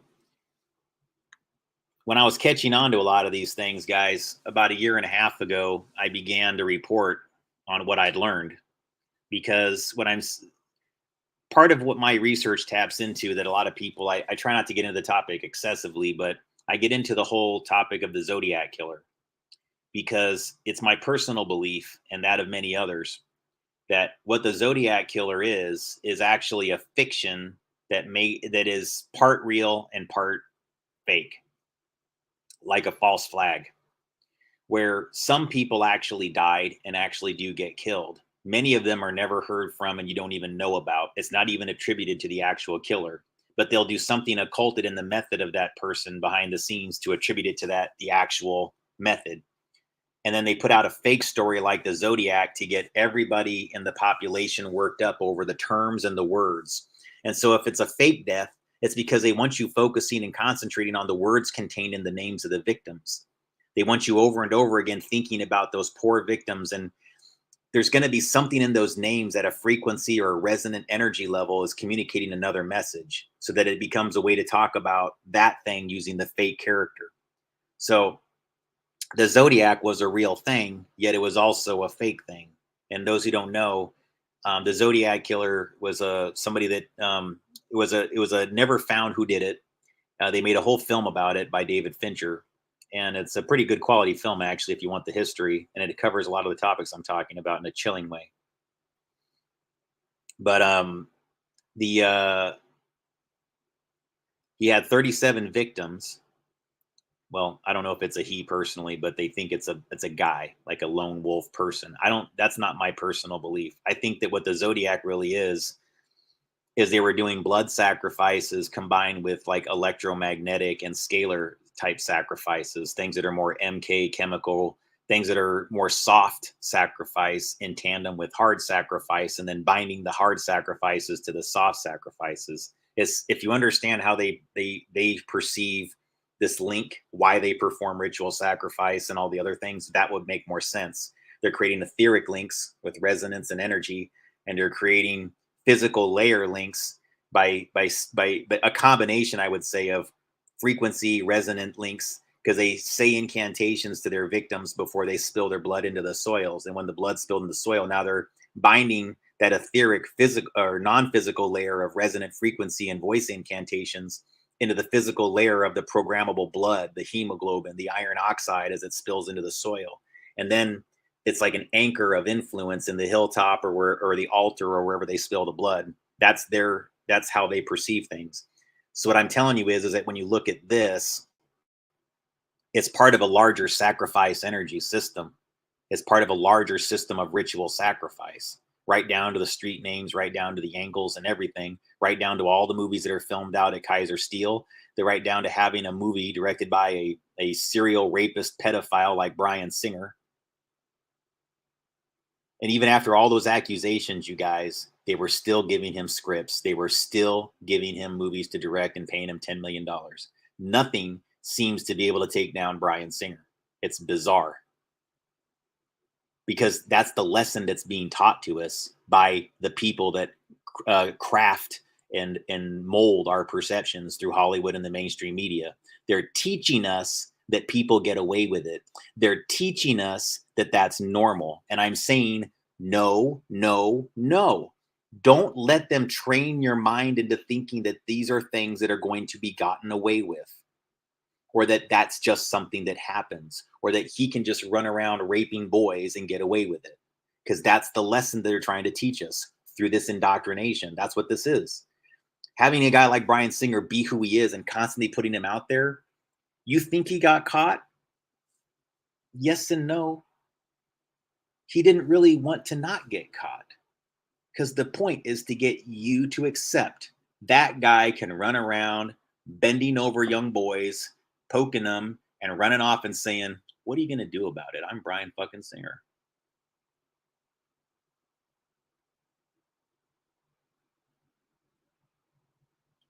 Then when you know why he did that and what the larger link there is, then you're getting really deep into the Nazi shit. Oh, I know Bryan Singer is going to tell you he comes from a Jewish family because that's what they all fucking do. And if he does, why is he making all these, like, why does he seem so obsessed with Nazism? Why does he do things like molest a kid or do things that are kind of like vaguely crossing lines on the sets of like At Pupil with, what was that, Brad Renfro and I can't remember his name. The actor that was in that. I could look it up, I guess, but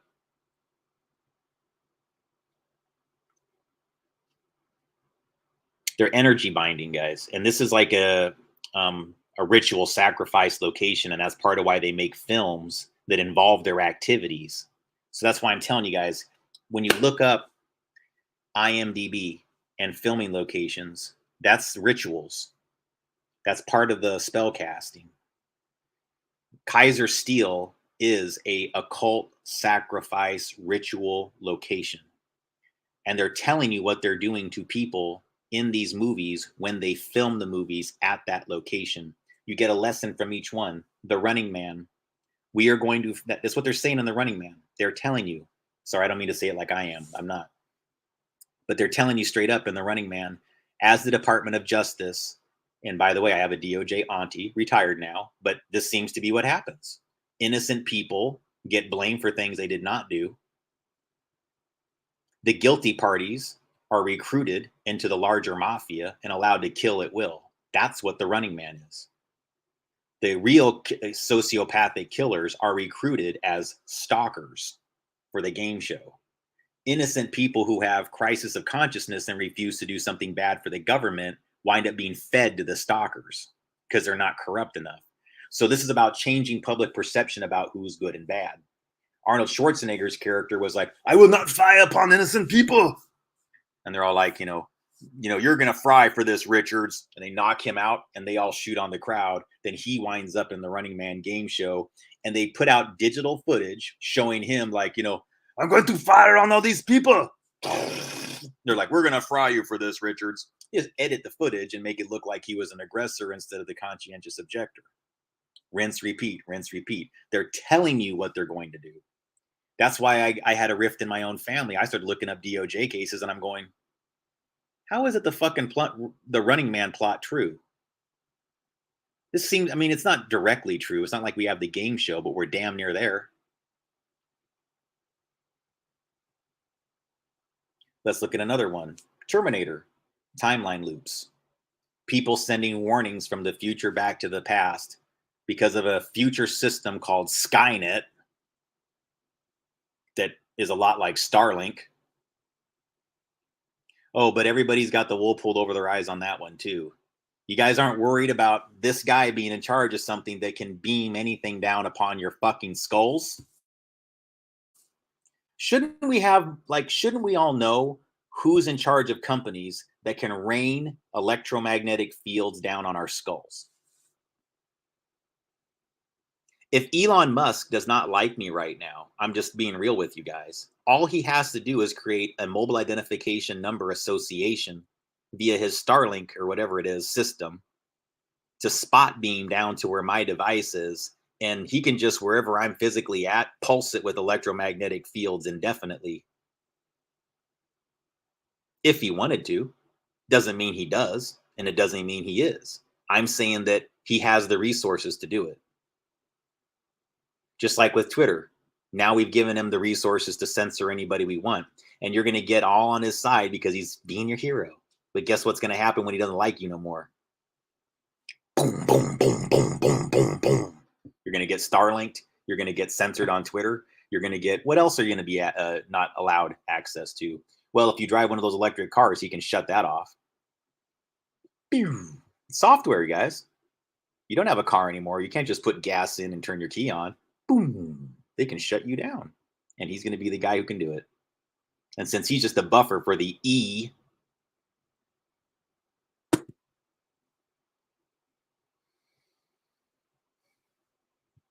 family. I'm talking about the mafia family. You're over. I'm so sick of this fucking bullying bullshit. And while pretending to be the fucking heroes, they're fucking bullies while pretending to be the saviors. And they're wearing masks to be the saviors. Just like they wear masks to be the bullies. So you never know who's bullying you. So you don't know that sometimes the same person that's fucking your life up is the one who's being your hero.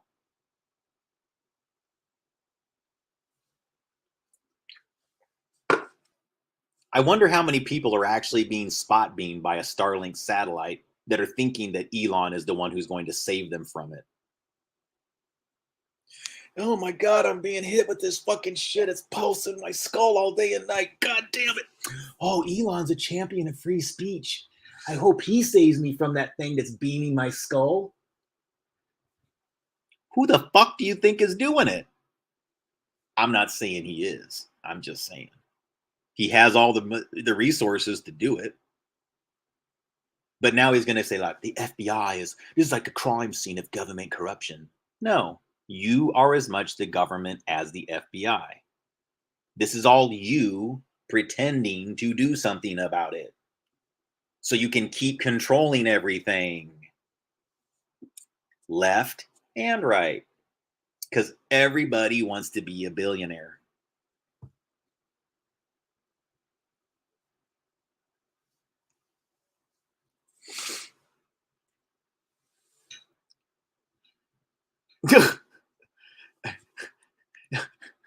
If it is actually called Leonid, that will blow me away because that says everything. Leon is their cipher, you guys. You know that, right? Leon.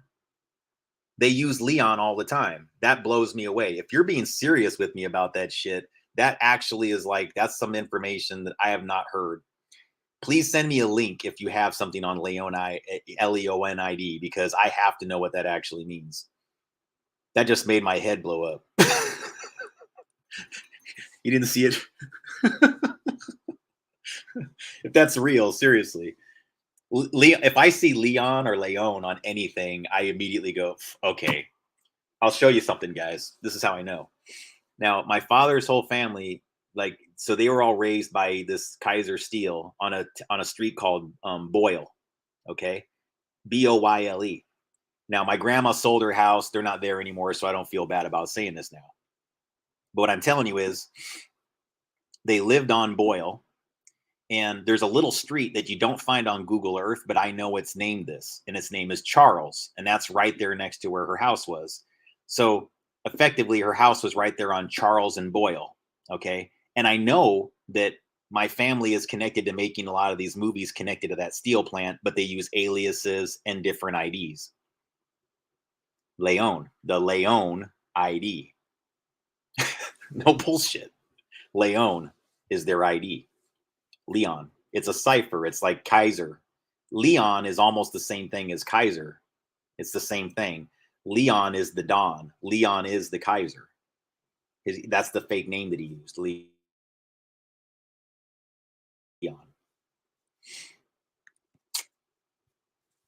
Leon Oskin. Okay, but check this out because I'm going to show you something here in a second. Hang on, stop screen, present, share screen, tab. All right.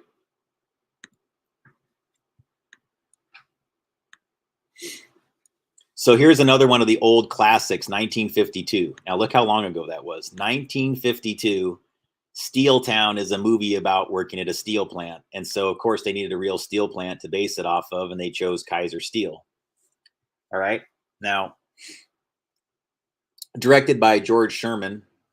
But when you get deeper into the production cast, this is where it gets really interesting. I got to find that. Hang on.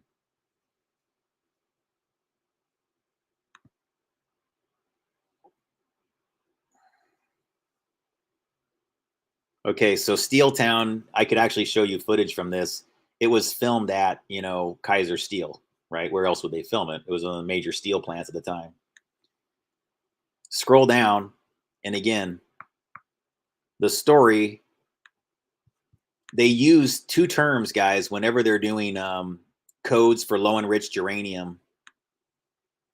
LEU is one of them because LEU means low enriched uranium. LEU. So sometimes they'll communicate that with like a name like LEU. LOU means LEU, low enriched uranium. And then Breslow isn't really what it means. It means bury. LEU is uranium buried. LEU buries slow, buries low. You bury uranium deep underground, buries low. Leonard Freeman, Leon Free. Leon is the dawn of the uranium and the Hollywood and the face masking. Leon is the ID for the face mask. So again, if you were going to use face masking before anybody even knew face masks existed, you had to go to Leon.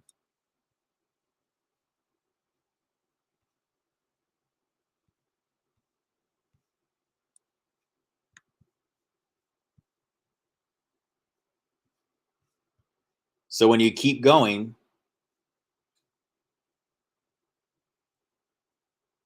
now what I tell you guys, cinematography, like my family on the Leon side is in charge of the camera technology that changes faces.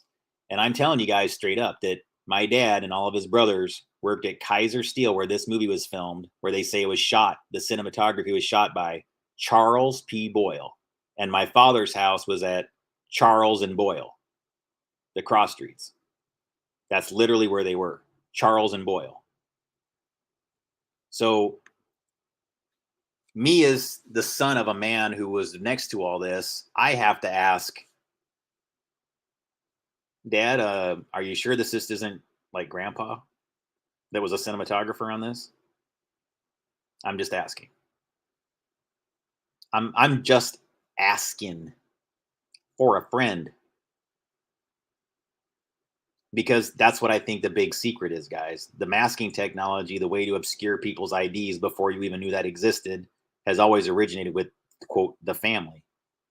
And that one of the people that did that, that was one of the names that he went by, Charles P. Boyle. Why? Because he might have been living at Charles and Boyle, which is 1 mile away from where this movie was filmed. Get it? Because just like RJ Kizer is not a real person, neither is Charles P. Boyle. It's an alias used by the man who lived on Charles and Boyle. Just like I tell people the Finders cult is not led by a man named Marion David Petty. It is two men named James and David Pettigrew who lived in Marion County, Oregon. They came up with the name Marion David Petty to confuse you. This way, if you ever discover the guy who was the real cinematographer lived at Charles and Boyle, you would just be confused. Charles and no, his name is Charles. It's like who's on first? What? Who's on first? What? Who?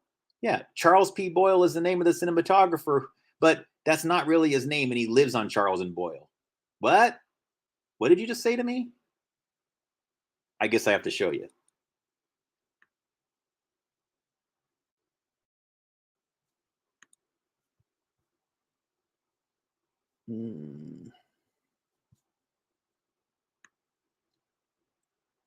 I gotta find it.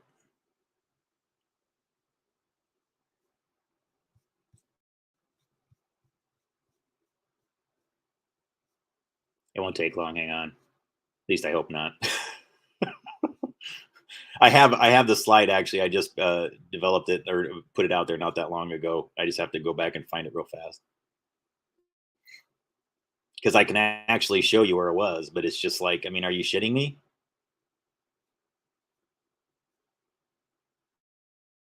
Crap. Hang on. I gotta find another time. But anyways, guys, if you look up Boyle Avenue, wait a second, I can do it on the maps. There we go.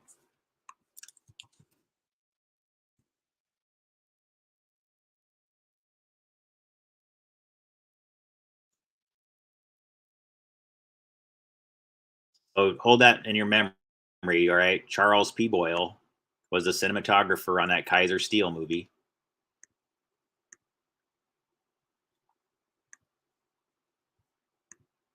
All right, so this is Boyle Avenue.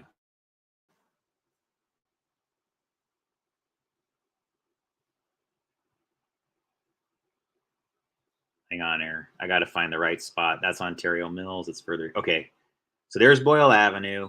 There's Fontana Avenue. This is Cherry Avenue. So see this how it says California Steelway? Sorry, guys. I got to make this bigger. Okay, that's the steel plant right there. Okay, this is Kaiser Steel where all the movies were filmed right here.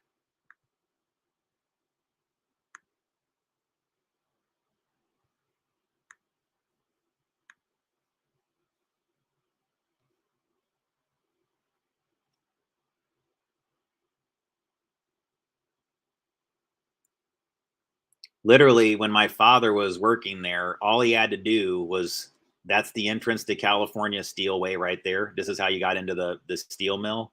He just had to walk from here's Live Oak right here. He was like right about here. Okay. So, no, actually, right here. So, right around there is where he was. And there's the entrance to Kaiser Steel. And there's my dad's front door when he was a kid. Front door of Kaiser Steel, my dad's front door.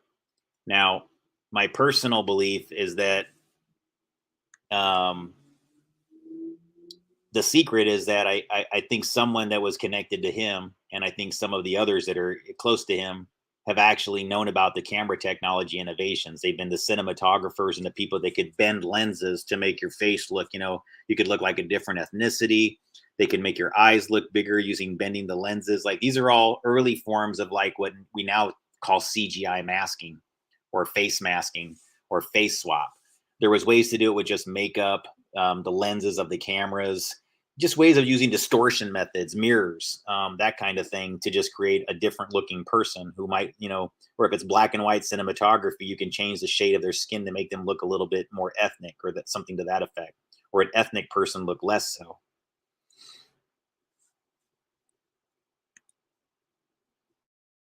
But what I'm telling you guys is, so the person that directed the movie here called Steel Town, their name was Charles and Boyle. And even though it doesn't show the street right here, technically, this one, I can't remember which one, but technically, even though it's not labeled, one of either this street or this street is technically named Charles. And then I'm just telling you, like, this is right around where they were living at the time. They don't live there anymore. My grandmother's passed away now, and they sold her property. But this is where it was. Charles and Boyle. Now let's go back. Who directed that movie? That's just, and you saw, you could walk to the entrance of Kaiser Steel, correct? You could just walk there. All right.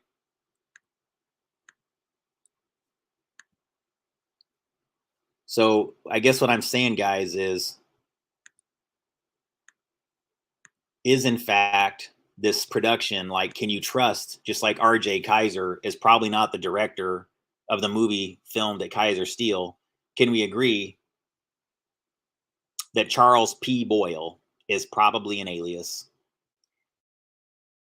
And that it's probably for an alias for potentially, if you ask me. I think that as a person that was a member, even though I don't seem to be welcome much anymore, it does seem to be somebody who was in my family.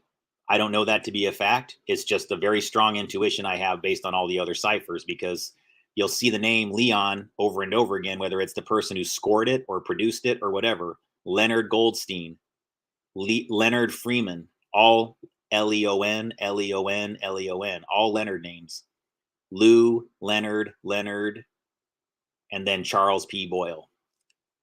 The camera technology and the low enriched uranium tunnels combined, the secret power infrastructure, hence what The Godfather is about. I've always told people the real Don and The Godfather controls, it's a codex and it's a cryptogram about the real power family. And the real power family that The Godfather is really about controls Hollywood, uranium interests, both. And when people don't understand that connection, which most people in America, and myself included as somebody who was super close to it, didn't have a clue. But it's something everybody really needs to get now. You have to look at uranium as like probably one of the most precious things on the earth, and that nobody wants to like be the ones who are selling it or buying it, blah, blah, blah, openly back and forth. It's like, it's considered dangerous and toxic. I mean, it's naturally occurring, guys. I get that. There's, not all of it's bad. But what I'm saying is in the form that these people put it into, yeah, they make nuclear energy, nuclear weapons, dirty bombs, things of that nature. So if a plot line involving Kaiser Steel seems to involve discussion of a scientist who is drilling underground in that exact area to steal uranium that he gives to renegade scientists to create a dirty bomb or nuke that they control, maybe people want to listen to what I'm saying, because I'm as serious as a fucking heart attack when I tell you that you need to pay attention to this shit. And I'm sorry it's weird, but the person who told me from my own family when I left and never talked to them again, one of the last things they said to me was, go ahead and tell people, Gabe. No one's going to believe you. And even if they did, they won't understand it. So to those of you who call yourselves cruises and petty, well, cruises especially, I just want you to know that somebody who shares your last name straight up said that to my fucking face. And if that's what you want your family's legacy's name to be about, that's up to you, but I'm not standing for it. That's not going to be my legacy. I don't want to be associated with that shit. I want to have a family, and I want to be proud that I can carry around that banner. So I consider what I'm doing about restoring something that deserves to be restored. I refuse to let it all get tanked with this bullshit. I know I'm good stock. I'm a good person. I'm decent. And I'm not going to let this shit get associated to me, because I'm not a part of it. And those of you who know what it is and know what it's doing right now, either do something good with it for real or get the fuck out of the way. Because the stalling and lagging is over. I'm sick of it. And by now, those who are super intelligent and follow my material, I've actually given them some very specific data points now through which they can actually go a lot deeper, way deeper than they did before. in getting to the source of this problem, right down to its core. Yes, you guys, I'm speaking code. I'm not trying to be subtle about it.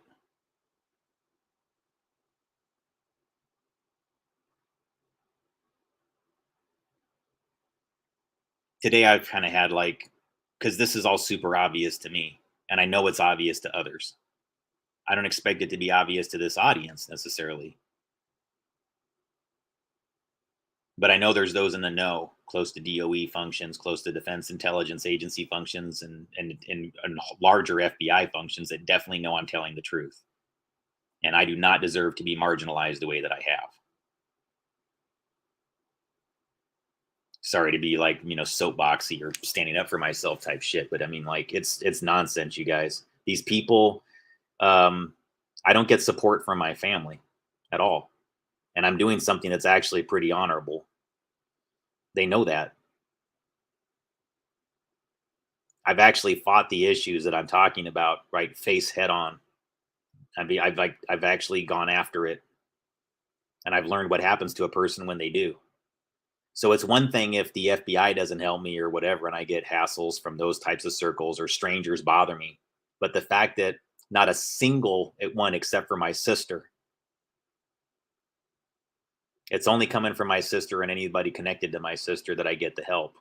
Everybody else just leaves me by the wayside and lets me get shit on, and lets me get tormented, and lets me get hurt. And they've let me get harmed multiple times, guys. Physically harmed.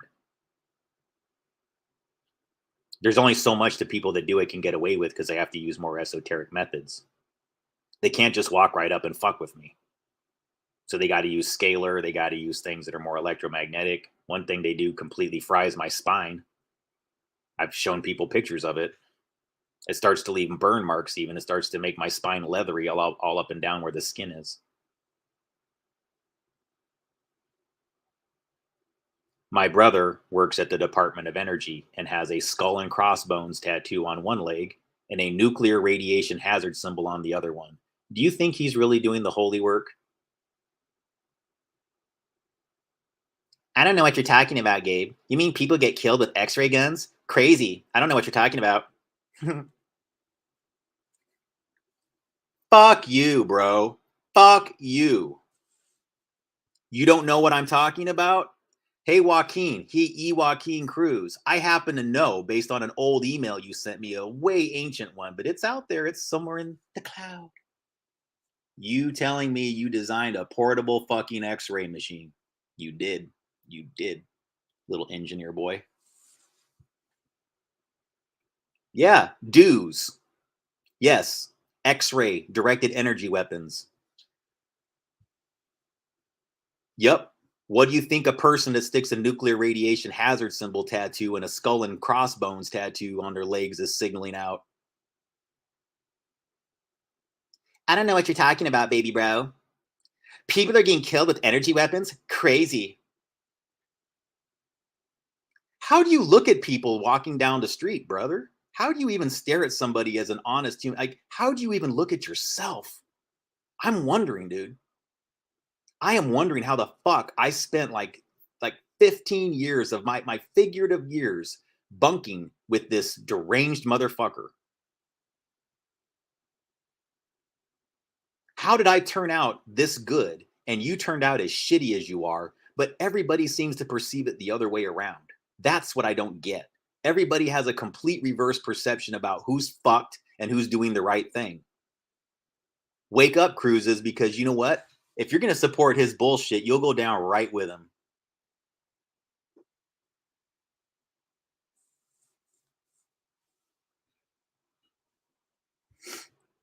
But that's what we're taught in this family. You never criticize anybody in the family. You never, ever do it.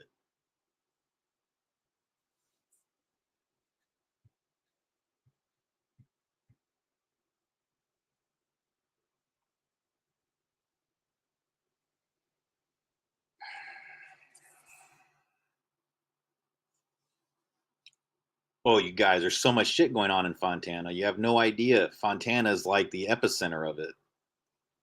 It is like Hollywood, dude. Like seriously, there's the official like rich Hollywood, right?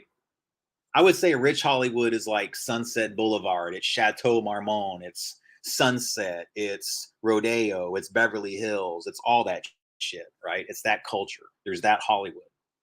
Then there's the nitty gritty, real people Hollywood, the B films, the tits and ass movies, the violent films, the exploitation flicks, the skin flicks. That's the domain where all the things really go on, the larger scale things. But guys, I'm looking into it now, and nearly anywhere I could see like a major. Okay, so like Moses Lake, that's a place that's been used to film movies in Moses Lake, Washington, and it's in the middle of nowhere, and there's nothing out there, guys. But Steven Spielberg made the movie Always out there. A couple other filmmakers made some pretty significant film projects in Moses Lake, and I'm like, why are they going to Moses Lake? You can find empty fields all over the fucking place. Why are they going to Eastern Washington? Well, it's near the Hanford Nuclear Reservation, and surrounding that reservation are tons of Nike, Atlas, and I think even Titan. Definitely Atlas. No, wait, it's either Atlas or Titan. The point is, it's one or the other, if not both. And some of these facilities near Moses Lake are vast, and they're way sophisticated. Like they go several levels down, and they have like apartments in them, and little stores and things like that. Like they're functioning miniature cities in some cases, and one of them's out there in the middle of nowhere, Moses Lake. And I know that one of them is officially known as having been they repurposed it. They actually filled it up with water, and they use it as a scuba diving place. So this underground facility is just now submerged in nothing but water, and they just launch scuba divers into it so they can go through all the different, like as a training thing, I guess, to get around things and maneuver for it, like a controlled environment. So they've done all kinds of things with these facilities. And Hanford, it's just bizarre to me how many things wind up getting filmed near this little and nowhere. There's no reason to go there, you guys, except it might be cheaper to film there. But like, why would you willfully go out to some location that's just surrounded by desert and nuclear waste when there's so many other places you could film in? And this is when I'm like, especially lately, I'm going, this is how it's always done. The film is really just a way to spend money on something else relevant to something underground. And then they all go out there, they have their underground parties. That's why the underground narrative is always obscured, because it's being managed by Hollywood.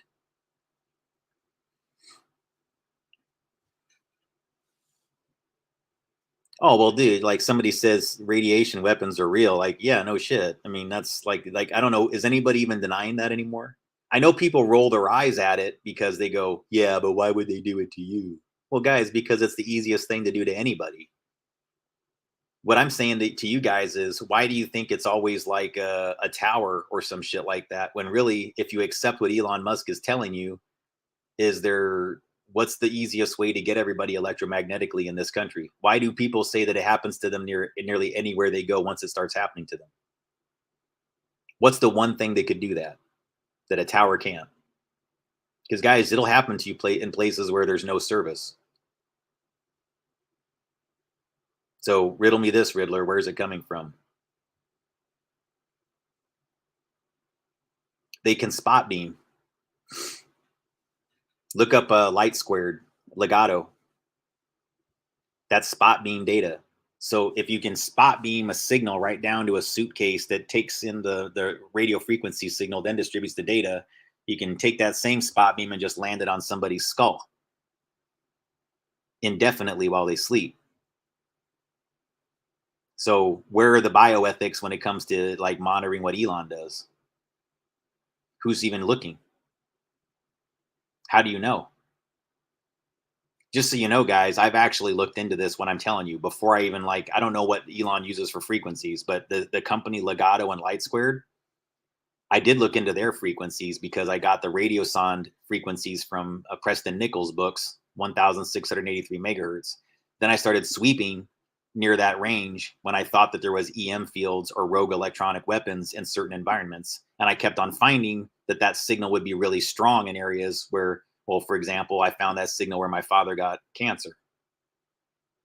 The same dad that doesn't want to talk to me. I warned him that he had this signal that was lit up like a Christmas tree in his chair where he sits. and he has cancer now. And I warned him. I said to him, I go, I see this signal inside your chair. I don't care. So, what does that mean? Well, I guess you found out now, dude. But see, I think they do know. And I think that's why they all shut up. Because they're like, what the fuck can I do against this? Once you piss off the Don, once you piss off whoever the buffer is behind whoever Elon is, because Elon's not the real guy in control, so who is? Don't you think I know?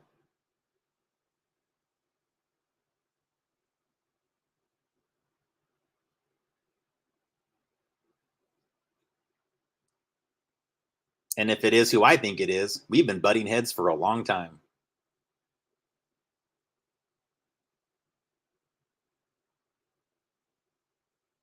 And I know what all this effery is about. It's about really stealing our thunder from us. We're the people that are doing what's right. We're the people that are actually doing what's good. We're the ones speaking truth. But we're not going to be credited with it, are we? All this time that we've been spending the last few years really fighting the good fight and saying what's right or wrong, we're not going to get rewarded for it. They're all going to worship the cult of Elon suddenly, who was the whole time going, I think most vaccines are good. The FBI is good.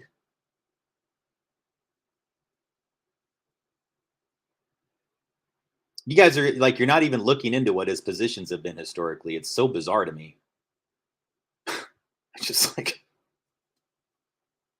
that's why I don't buy it, dude. If you come into my room promoting that shit, I'm just gonna roll my eyes and be like, you're still not ready for here. I mean, you're welcome, but no, if that narrative resonates with you, if you don't at least think something's wrong with it, then I'd say you're in the wrong spot, or you just need to spend more time listening.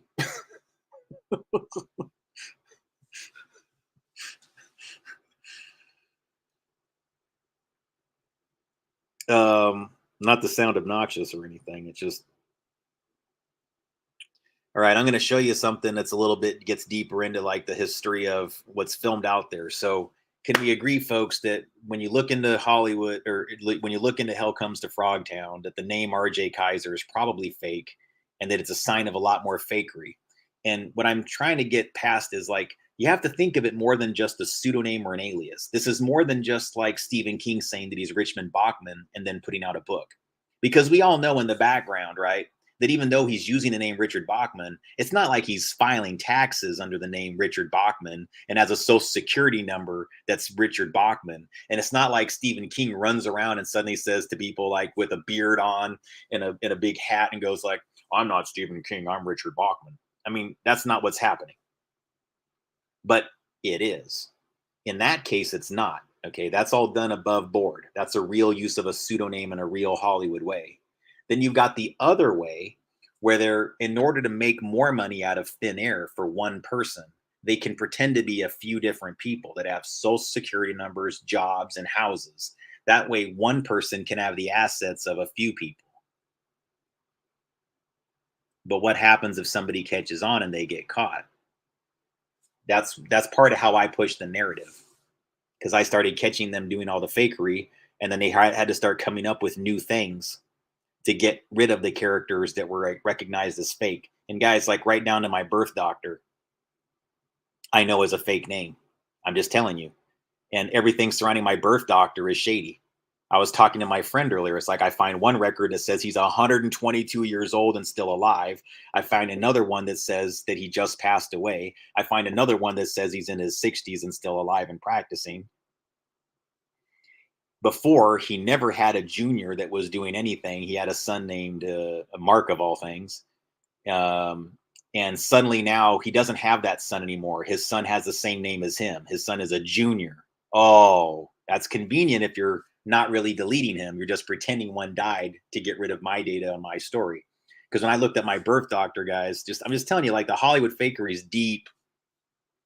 My fake doctor is connected to a whole bunch of like nuclear placenta scanning like babies and mothers' bellies with X-ray. It's shit like that. That's what the name of my birth doctor is associated with. And I'm like, This guy doesn't exist. So who birthed me? See, I'm in this with everybody else, you guys. Like, I don't know what the fuck's going on with that either. And the people that are in charge of telling me the truth are liars. And I did confront my mother on this point. I said, there's no doctor named Henry J. Ty Digsman. And she started I know when she's lying, because she doesn't really lie. She lies by omission. She'll tell you the truth in a coded way that spins the words or uses play on words. So she'll say something straightforward. It sounded like the truth, but it's a lie, or the lie sounded like the truth, or whatever. She's classic witchcraft shit, guys. I mean, she's a master.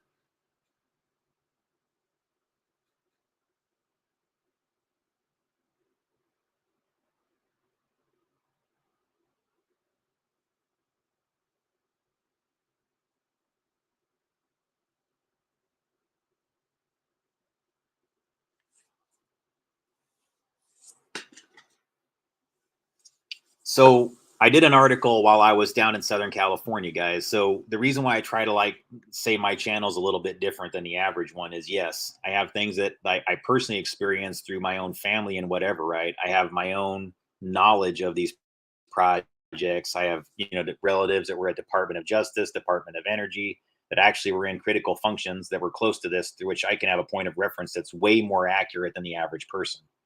Then when I dug deeper into it, I kept on finding links that was like, no, Charles P. Boyle isn't anybody's family. That's my family. They're the ones that live at Charles and Boyle. Nobody else. They live there. That was their compound. That was their homestead. So why? And again, since I haven't had a civil conversation with my father in like 3 years, I couldn't tell you. See, that I became the bad guy in the family just because I found these things. How is that fair? How is it fair that I'm approaching Christmas? You guys know that I haven't seen any of my extended family from the cruises in years. Years. I'm asking you, cruises, because it hurts a little bit, because I don't think all of you know this, and I don't think all of you are down with it. I don't think even close to all of you. I'm asking, why is this still happening to me?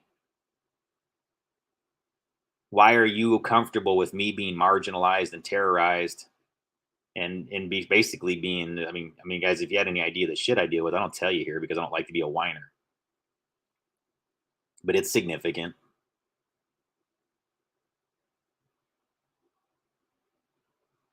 I know the etymology of the programs. I know why they exist. And I know who they lead back to. That's why I don't get help. Because the people it leads back to, they don't want to stop something that they're doing. To me and you. So those of you who didn't know, and now you're catching on, you may want to be on Team Gabe. Because I do need some help. I do need a little bit of assistance from time to time. And I shouldn't have to rely upon the outside world. I should have some people with the name Cruz that help me. And I think it's shameful that I don't. My sister is it. I can rely upon my sister and her kid. That's it.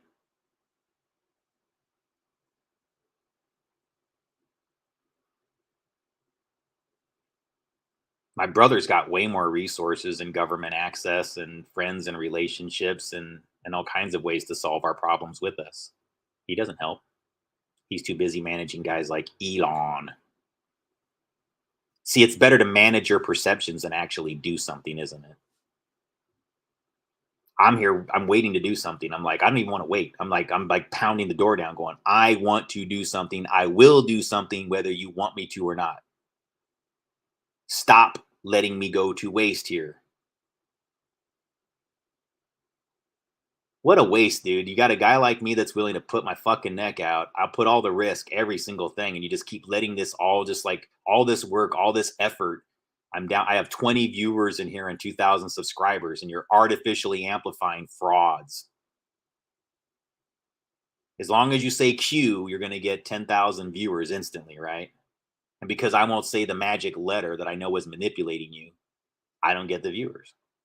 If I don't participate in the manipulation, I won't be allowed into the ecosystems.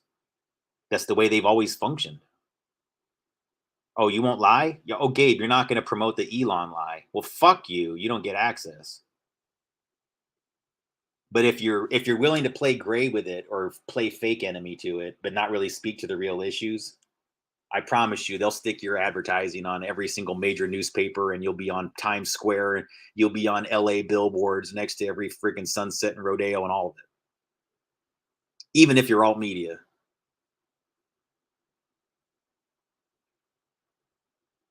Because the alt media players know who I am by now. I've actually tried to directly interface with them, and sometimes I know I successfully they at least read what I sent them. But they continue to go like, that guy? I don't even see who that is. Him? And you guys know that my shit's at least as good. So what's the problem? Oh, it's too true. That's the problem. I'm not a Mockingbird journalist. I'm not paid by the CIA. But see, because I'm so close to the people that are paying the frauds, it's easy for them to draw suspicion on me, like I'm the one that's doing what they are. I'm the little brother of the big brother. What the fuck is it? Who's going to trust me? That's why I am aggressive about doing what I do, you guys. I refuse to be anchored by that motherfucker. You understand the problems that I have, guys? I want a career in energetics. That's what I want to spend the rest of my life doing, is working in energetics, studying energetics, psi phenomenon relative to psychoenergetics, and how we structure physical reality using the universal plasma field. I'm actually getting down to the fabric of reality, why we are here, where we get it all from, all that. That's what I'm trying to research. And I just learned that the Russians have probably some of the best information and the most accurate, and actually deliver it in a way that they seem to be actually trying to tell people and educate them. But I exist in a country that says, oh, but if we let people know what that is, then they might actually become aware and awake and knowledgeable. We don't want them knowing things. Well, congratulations. Now we have the country that we have. Nobody knows shit, including how to save it. See, when we're fucked and you make everybody dumb, then when you need them to think of something that you can't think of, you're fucked. All I can tell you is I'm becoming increasingly less and less sympathetic to leadership at some of those higher levels, because they're just letting way too much shit happen right now, and it's costing us dearly. And doing bullshit like trying to troll Russia by putting Patriot missiles on the border, and then who's going to be running those Patriot missiles? It ain't going to be Ukrainians. So the minute you put American soldiers in those Patriot missile installations on the border of Ukraine, do you know what we're welcoming to America, you guys? Do you understand what that means? I'm not trying to scare anybody here. I'm saying you better be on the right side of history when that shit happens, if it happens. And you don't want to be promoting a Nazi agenda and saying, I love Elon. You want to be knowing what a Nazi is, being able to identify who they are, and pointing them out and saying, I'm against that. So stop being gray on this shit. Stop being soft on the ones that are playing like, you guys, there's nobody who's doing it because they have to, or because I've been fed that bullshit excuse, especially about Elon, for the longest fucking time. I had somebody that was close to me for a long time that constantly made excuses for Elon. And I'm like, why? Why? What's going on in your brain that's making you so loyal to this person? You would swear that you two were best friends.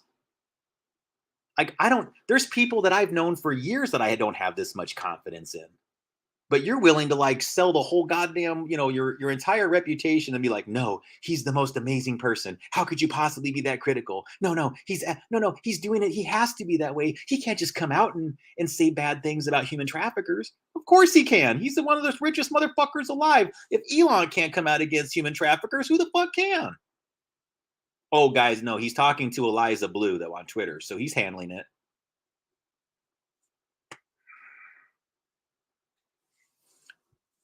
Yeah, he's talking to the one gatekeeper of human trafficking, who's not Rose McGowan. And you know what she does all day long? Elon's the best. I'm a victim of human trafficking. I just want you to know that Elon is the best. And he said the one thing that nobody ever said, I believe you. And I also want you to know that Maya Musk's mother is just slaying it. She's slaying it. She's just slaying it. Eliza, if you take your issues seriously, don't say shit like that.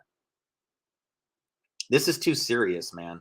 That man was seen posing next to Ghislaine Maxwell maybe have a filter if you actually are fighting human trafficking and you're a real victim, because I'm sick of the people that are in charge of the narrative making a joke out of it. It's bad enough that the only two people that we can even see anything from are named Rose and Blue. Red, blue, red, blue, red, blue, Pepsi, Coke, AT&T, Verizon, Walmart versus Target. Can we have another option, please? How about another color? Fuck. I wasn't saying that to get laughs, guys. I'm saying that, like, those of you who are actually like managing this human trafficking narrative, I don't want to say that you're fake, but if you're real, then fucking take it seriously. No, you don't have to dress like a granny or Hillary Clinton. I love how you're spinning this narrative, though. Just stop, man. Please stop. Do you understand that when you're out there doing your shit, you prevent people like me? And again, I'm not saying I'm a victim of human trafficking. I never said that. I'm saying I have data that can end it. So I'm sorry that I don't have the little storyline that spins everybody's heartstrings. I witness things. I know where it leads back to. I've had shit happen to me, but no, I was not human trafficked. So I don't have the damsel in distress aspect to my story that makes men and women or whatever all just leap in and go like, oh, this is the gateway person for my human trafficking experience. Why are you all like that? Accept more than one narrative. Twitter is like, it's doing it all over again. It's steering you into the characters. Twitter is blue, a blue bird. Eliza Blue. She didn't even exist before Twitter activism, and nobody can figure this shit out.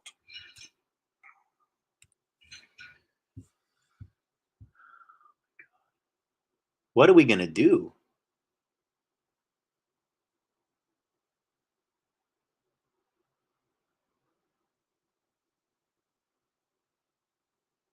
I'm willing to have, guys. I'm willing to have a conversation, with whatever. Like if somebody like wants to know whatever and shit like that, it's just like, but fuck, man. Because I don't want to doubt victims, okay? And I know that's like the little game they play with everybody's perceptions. He's doubting me. That's a bad man. He's doubting my experience. Boo. No. I'm sick of it though, guys, because I've just noticed that in our country, the ones that control the narratives oftentimes are, well, ones that used to be witches or currently identify as witches or heavily practice the occult and dated Marilyn Manson. Those are the only people we get to hear from in America? When there's an issue involving child abuse or human exploitation, the only two women that we got to hear from, and realistically, guys, was Rose McGowan and Rachel Evan Woods, both of whom dated Marilyn Manson. And then Evan Rachel Woods, her story is that she was taken in by his voodoo. As if, women can't be high-ranking occultists. As if women wouldn't be equally satanic and just partner with a Satanist. Oh no, it has to be that this man, this bad, bad man, got me, this innocent woman, into witchcraft and evil things and then abused me. When in all actuality, quite frequently, the women and the men find victims to abuse together. And then if anything gets revealed, somebody has to look like the victim. They can't both look like perpetrators. So one's got to pull out and go, I'm a human trafficking victim. I'm a person that was abused by a bad Satanist. Because technically it's true. They have been trafficked. They were abused by Satanists. And whoever that child is inside their mind, the child in them, I feel very, very bad for. I feel very awful for that person that experienced that. But the person that's on the surface now that's lying and promoting bullshit narratives, that's the challenge that I'm having to get through. See, I know people that are real victims of human trafficking, but I also know they go off and do bad shit afterwards sometimes. So I'm left with this as my personal split. This is the thing that I've been struggling with. What do I do when I'm confronted with evidence like a person that has been had it happen to them winds up being groomed into being a person that does it to others? See, their history. And you feel bad for them for having that history because somebody aggressively normalized it to them. But what do you do now? They're still doing it. Is it their fault that they got indoctrinated into a culture that put them into that place? I mean, I'm struggling with it. I don't know what to do about all these people. I don't know what to think of Rose. I don't know what to think of Rachel. I don't know what to think of Eliza. This messes with my male brain circuits because my male brain is the kind that says, no, I don't want to see a woman go through that shit. Let's see, what if the person they're fooling me into rescuing or feeling bad for, not rescuing, I don't like saying that because I'm not that guy. But like, what if they get you to feel compassion for somebody that's really a perpetrator of the abuse, that's really a high-ranking Satanist or occultist or real witch themselves? Then the story they're telling to Congress, or if it's that case, then whatever they're telling the public or whatever they're putting out there as a narrative is only half true. Sure, they can sit there and tell you about all the abuse scenarios, but to a person that's in these groups that's actually doing it and goes on to do it to others, they see what happened to them. And a lot of them do, guys. If you know their philosophy, they see it like they were being toughened up and trained. And lying to you is just being a more convincing liar to you as part of that ultimate training. That's survival. And some of these people, they just grow up to be people that just pull in energy. They just, because it happened to them. They eventually became a conduit, just having all their energy sapped from when they lose their original personalities. And that's the whole point of abusing them from birth. So it fucks with me too, because I don't know what to do in these scenarios. I know the only reason why some of these women are the way they are and lying the way they are and playing the victim the way they are is because at some point they were a genuine victim. So my brain is still processing it at that level. I still feel bad. And I don't even know if they're faking shit now. I don't know which parts are real and which ones are fake. I can't know. I wasn't in their shoes. But I feel like it's something that, like, if we don't say that it's at least a possibility, then we're doing a disservice to all of it. You know, you can say that about my data too. In fact, I encourage people to scrutinize it further because I want the opportunity for somebody to say bullshit so I can go, what documentation do you want? That's why nobody ever does it to me, because they don't want me actually to go and take this and take this. Like, I'll show you document. I'll give corroborative history. I'll say like exactly what happened from start to finish, like over and over again.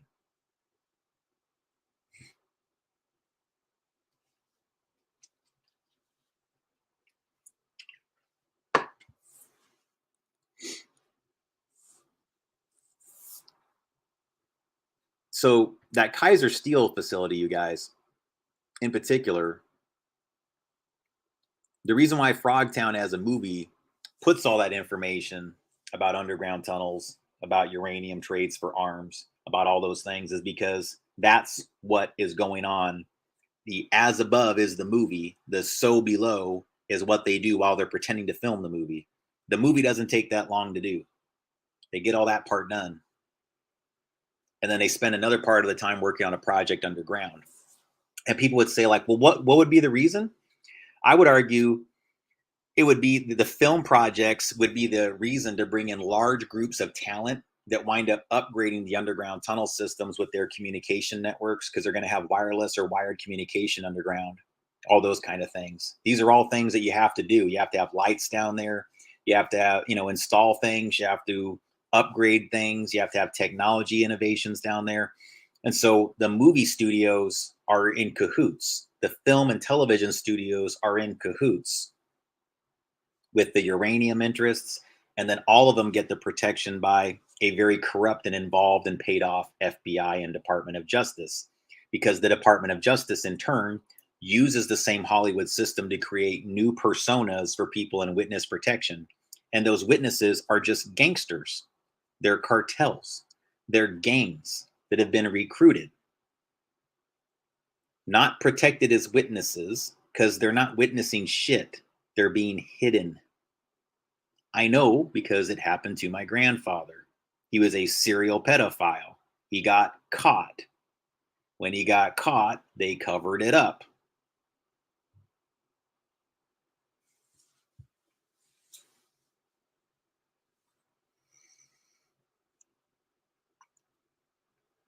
So I'm going to show you some of the Zodiac material, guys, because I need you to understand that the Zodiac program overall is connected to the things down there.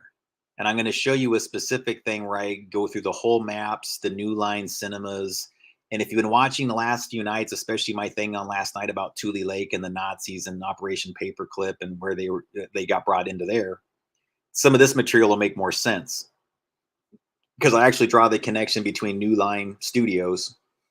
It's a pun. New Line also spells the town Newell, Newl, Newell, New Line.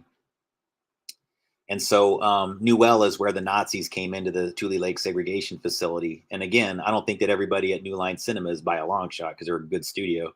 They actually do some of the better movie projects that I think are actually quality and not doing anything really all that negative. But yeah, New Line Cinemas is an example of that. And even the logo for New Line Cinemas is the triangles that you see out there at Newell inside the roads. They do all these, I can't remember, what do you call those? Perpendicular triangles? I can't remember the name. So I'm going to show you an article I did on Friday the 13th. No, excuse me, on Nightmare on Elm Street Part 2. And I show you scenes from the movie and how it was filmed out there at that facility at Kaiser Steel. So keep that in mind. Everything I just showed you, okay, where hell comes to Frogtown and everything else goes. This article I'm about to show you here, hang on. This one here. This was after I spent a whole day basically in Fontana near the Kaiser Steel facility reporting things. So I was actually there right where they filmed Nightmare on Elm Street 2. And at the end of the day, I came back to my hotel room just to give people kind of an overview of how this all works. So I'm going to zoom this a little bit and hopefully you can see the maps and everything. And then I'll be back. And it's hard to explain to people the cryptograms relative to, like, you know, how do they use angles and numbers and azimuth and things like that. Okay. So I put everything on the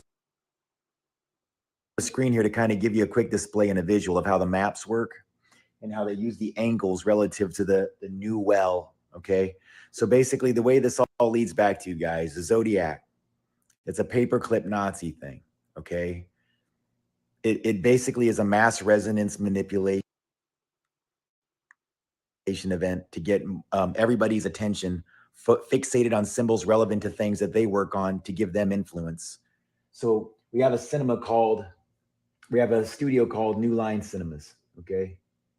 And so their logo looks like that, right? Then you have a whole series of roads out in the Tule Lake area that have the same triangle, okay? That's Tule Lake facility, but it's also Newell. So you can kind of see how Newell, California, where the Nazis came. Sorry, I just read your comment. So I wanted to pitch in really quick here. Yes, Daniel, to your point, I say this constantly. I used to be an engineer, like that was a database engineer that basically optimized all the relationships from tower to tower. I know them that well. I designed them and I optimized cell tower technology as my career. Most of my career, I was an engineer that did high level forensic troubleshooting or design. And what I'm explaining to folks is that based on what I knew existed even 10 years ago in the wireless industry, you could basically track anybody, any place. This whole Gabby Petito thing, anybody who has a cell phone, especially in a rural area, like, it is incredibly easy to pinpoint where people are, right down to the, like, every single aspect. It is not a challenge. We are being spun by the media into thinking that they're actually investigating things that they're not doing shit about. That's what it really boils down to. So I just wanted to put that in there to answer your question real quick, and I'll get back. Came in where these triangles are here. It's the same pattern with the film. You see the triangle up here at the Tule Lake Nazi camp where they came in looks like this. They came into Newell, Newell, N-E-W-L, Newell lie, neck, sigh, sin, name, ma. Okay, This is their language, you guys. They repurpose everything. It's very Vril. It's very Thule. Everything that leads back to these paperclip Nazis that are at this level. These are the occulted ones. These are the ones that actually gained access to America in 1945. They had partners waiting for them here. There were many American Nazis, many American KKK that were very on board with this plan, and many of them settled in this area. This is an Oddfellow and Rebecca region. My mother has 3 generations, no, maybe 4 generations buried on Highway 39, Merrill, Oregon, independent Oddfellows or international. It's either independent or international. Guys, I always forget.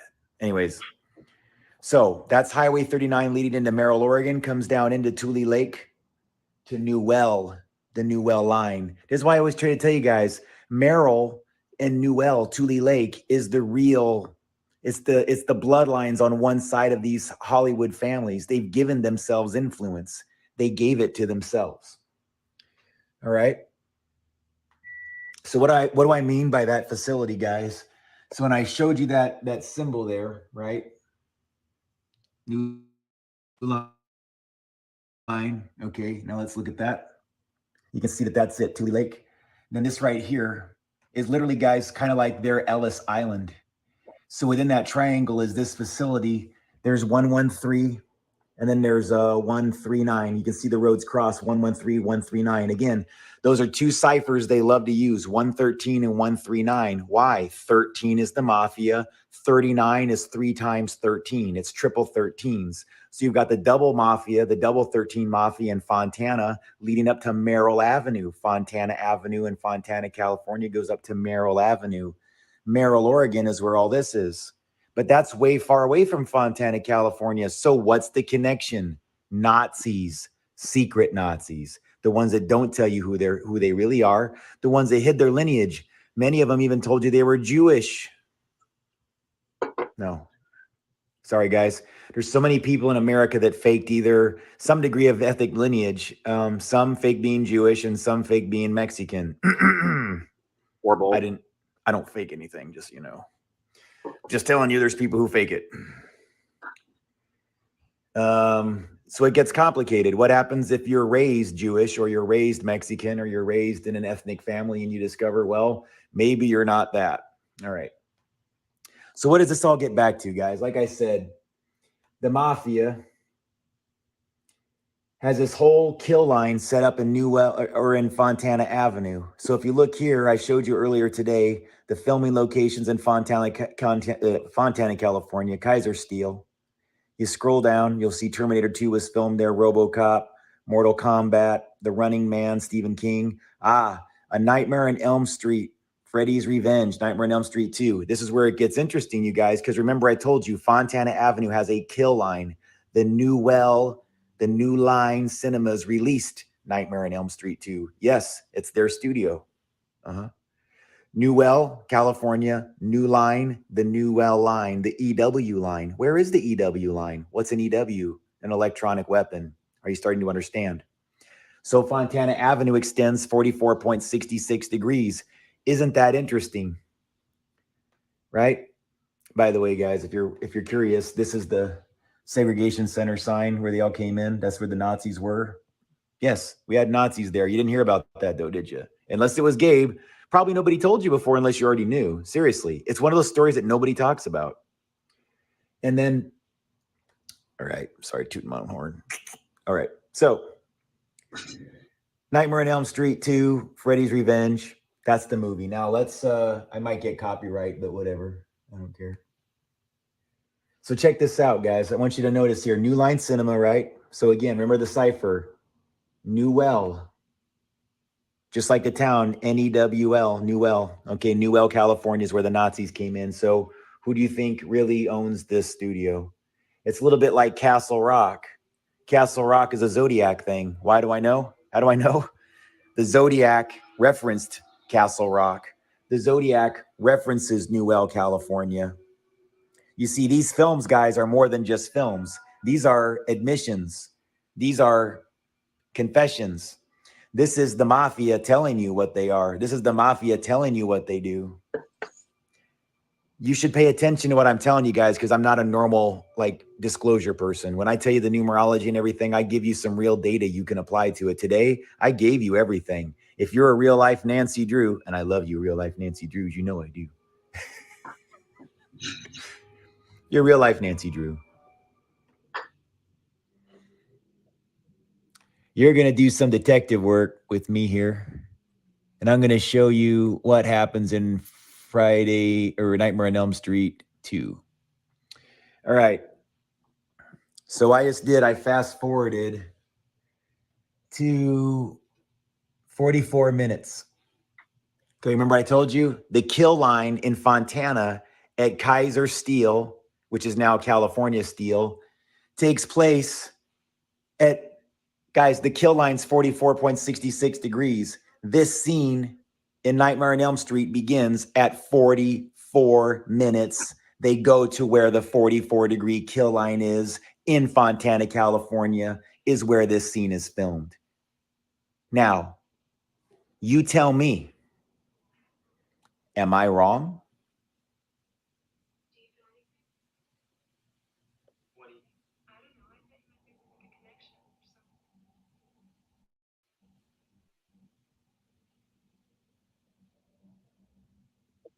Hey, she looks a little Meryl Streepish, doesn't she? I said that for a reason, guys. She looks like Meryl Streep. She looks more than a little bit like Meryl Streep. Meryl, again. You know who the bloodlines are in Hollywood because they tell you.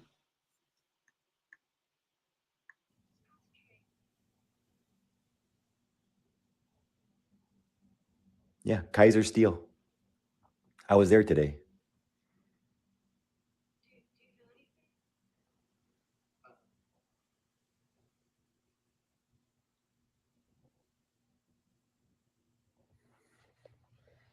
See? So about from 44 minutes to 45 minutes, they're at Kaiser Steel. Not the only movie. This one by New Line Cinemas, tons of others, low budget films. New Line, New Line, New Line. Over and over again. Truman Show, New Line. Starting to get it? Who owns these studios? What are they really doing with these films, guys? Do you understand the power of cinema? Do you understand the power of mass resonance manipulation? Do you understand that an occult ritual, what looks like entertainment, can actually be weaponized against the general population? More on that soon. Hey everybody, another quick one. Why am I on Kaiser Way? Because this whole area here is connected to Henry J. Kaiser, or was it? Was Henry J. Kaiser a thing, or is he just another lore, another buffer made up for a power family that never lets their real names known? Henry J. Kaiser, HJK, another cipher, another cryptogram. Who is the real Kaiser Soze? A Kaiser is an emperor, EMP, or error. Do you understand yet? Kaiser, more soon.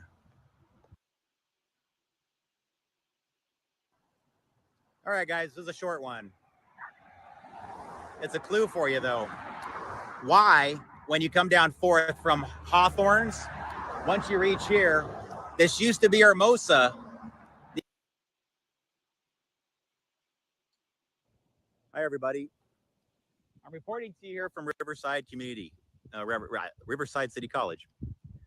This is where the murder, the Zodiac. Hey, everybody. So, this is California Steel. Now, California Steel is what became the new company from Kaiser Steel. So everything you see off yonder, this is Cherry Avenue right here, okay? And Cherry Avenue goes all the way down to 10, all right? Now, over here is an entrance, one of the entrances into California Steel. Up there is the NASCAR track.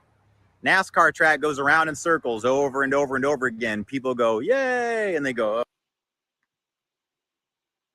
Hang on, guys. All right. So I was just showing you some of the other material I did really quickly. That's all in Fontana. So what I was doing was actually taking all those maps that I just showed you at a high level and was bringing them down to the ground and showing you like, this is the entrance of Kaiser Steel. This is where they filmed this movie. Here's some of the major intersections where they get their codes and ciphers from. Here's why you always see the name Merrill in so many projects. Here's why you see the name Kaiser in so many projects. Like, there's a reason why. Folks, so all right, the fake character thing. What I'm trying to say is Kaiser means a lot more to these people than just whatever. Henry J. Kaiser, if you ask me, wasn't even the person that ran Kaiser Steel. They always make up the person that runs the shit. They don't take credit themselves. They don't want it to be known under their names ever. People keep running around saying that the Rothschilds are the richest family like in the world, but they're not on the Forbes list. That should be a clue for you. Because the really rich people, I promise you, do not look at all like the Rothschilds. They don't live like them. Their philosophy is to gather as much as humanly possible in this physical world and sit on it.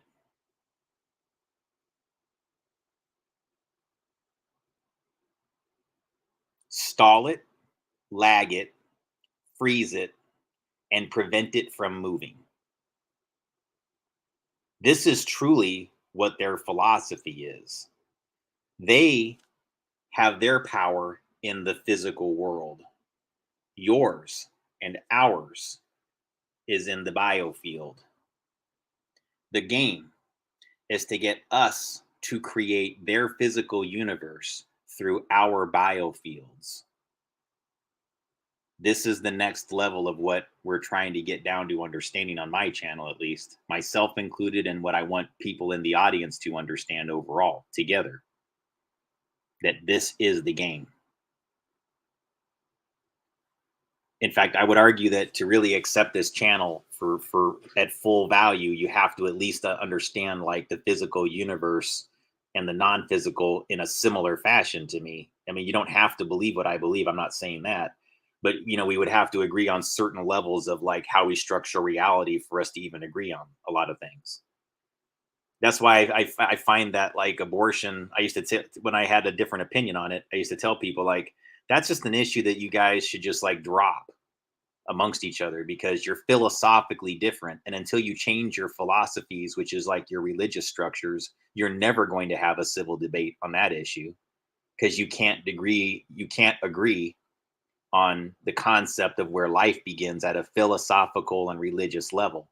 So you're always going to be challenged there. And that's going to be a division issue that they're always going to exploit. So both sides never want that resolved on their end. They always want one side dissatisfied with the way things are going and the other side dissatisfied with the way things are going.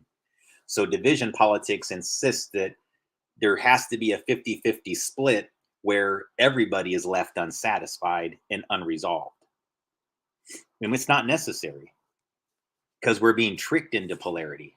See, I have to be honest with you guys. I think a lot more people in our country have figured this out than they let on and are a lot smarter than the data would suggest. I think that when we get on Twitter and Facebook and all these other platforms, that we're being fed bots and a bunch of other bullshit that's telling us that most Americans are thinking a different way. And so then we get frustrated by that, myself included. I'm like going, come on, you guys. You don't believe this shit, do you? Well, I know a lot of people do, but not nearly as many as they're making us believe do. And that's half the game. So, I mean, part of what I did tonight was just to try to make me have a little bit more faith in the audience. I think even a little bit in myself, you know, that we're going to get this done and we're going to figure it out.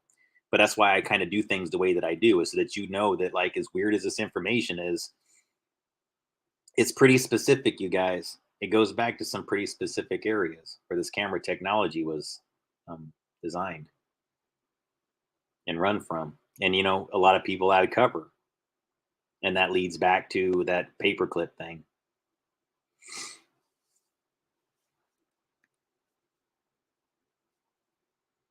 And that's just really the most frustrating aspect, guys, is like for me personally is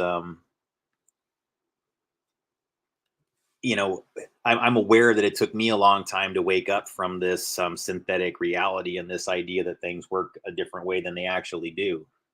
Even though I was really, really, really close to the truth, I really should have learned a lot faster, especially being a person that is a more critical eye. Like I am a person that was open to certain conspiracy theories going back a long time. Like I never really denied things. I was open to certain things.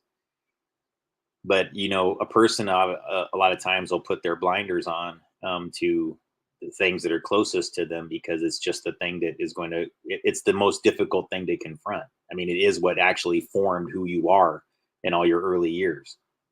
So that's the only reason why I ask people to sort of understand, especially those who interacted with me like 2016, 2017, even a little bit into 18, I think, because those years in particular, guys, I was really just beginning my education and learning what was going on. And so I hadn't yet learned about corruption in my family or accusations of corruption in my family.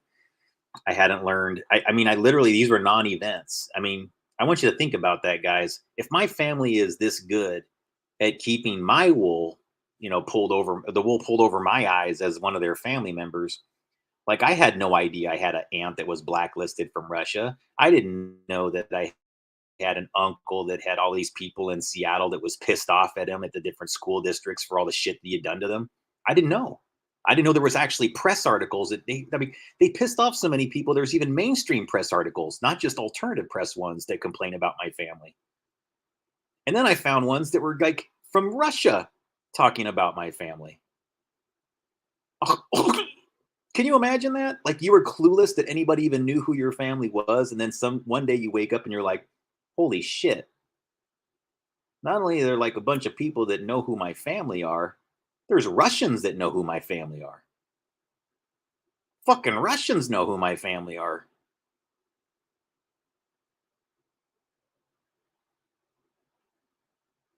Your family? Can you imagine this, guys?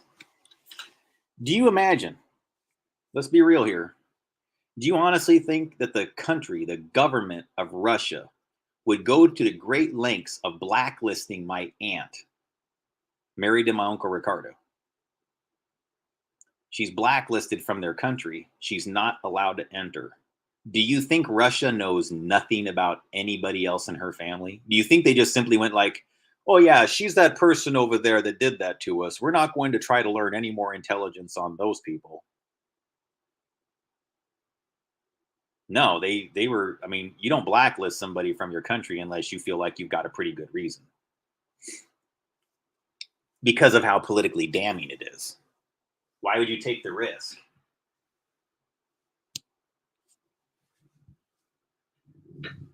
Right? So I didn't know these things. But now I do. And now I know that there's a whole bunch of the world, again, global people that were aware of things that were happening within my family that I myself, as their relatives, did not know. So how could I expect the whole country to know what I know like overnight? I can't. And I don't necessarily want the whole country to know. I was really hoping that only the select groups that needed to know would know and they would deal with it.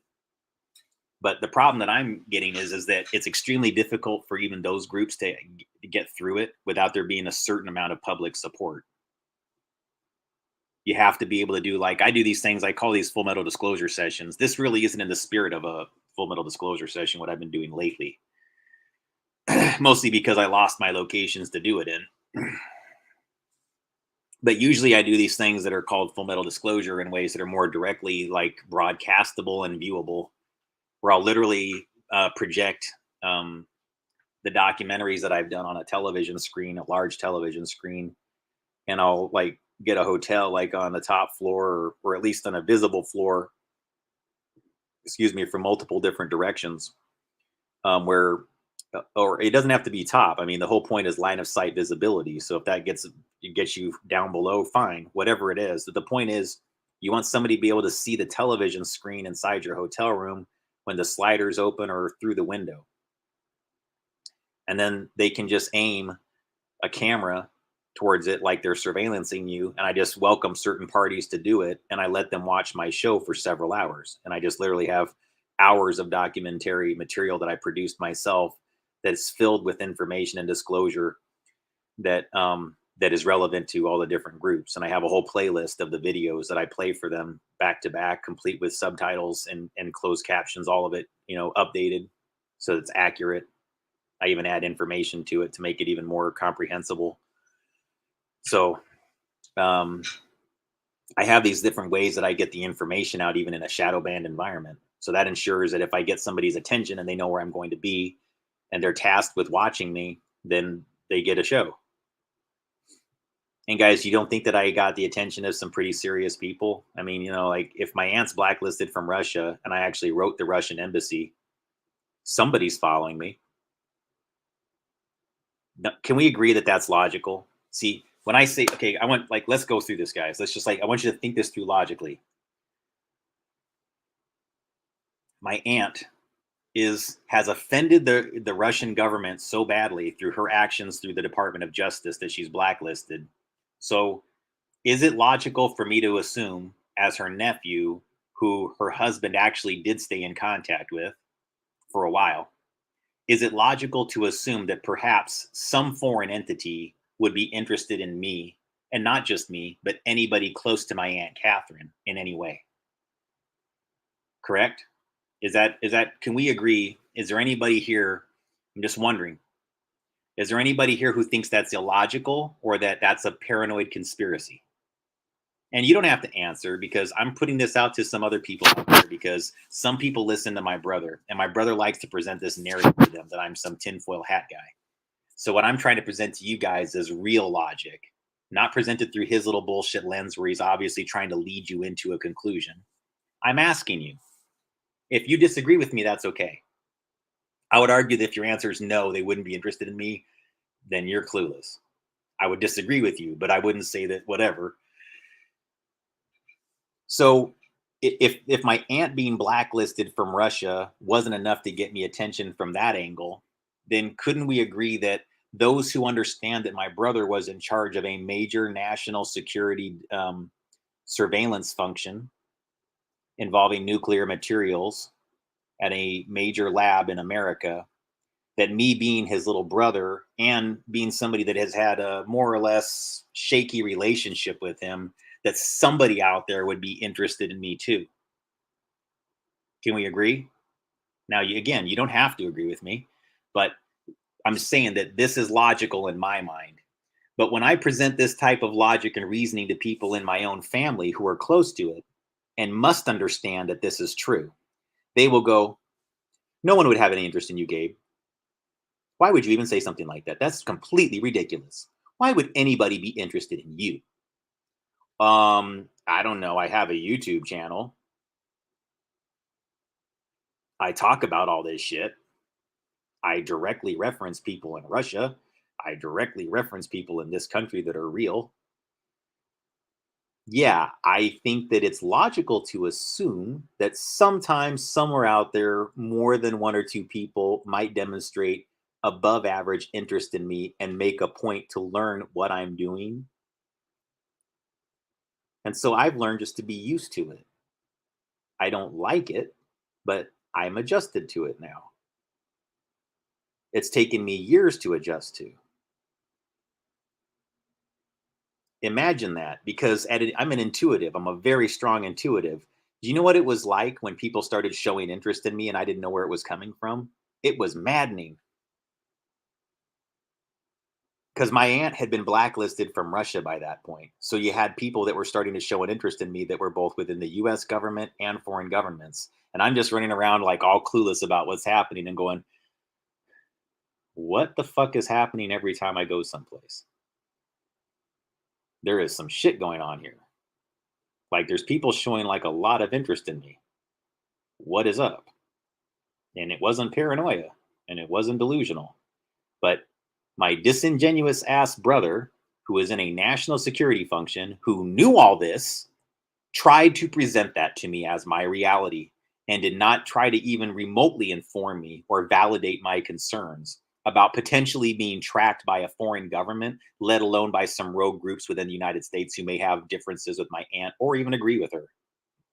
No, Gabe, no one would follow you, you paranoid dipshit. Joaquin, you look so fucking stupid right now, I can't even begin to tell you. You not only look stupid, but you look like you have been willfully manipulative this entire time.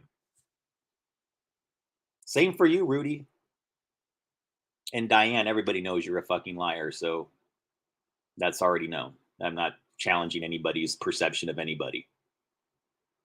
But Joaquin and Rudy, check yourselves. E. I should call him E because E is really his name. That's why there's an E highlighted in everything you fucking see now. That's Occult 101, you guys. It is. He knows his name E. So he's adding vibratory frequency power to the letter E constantly. And the number 5.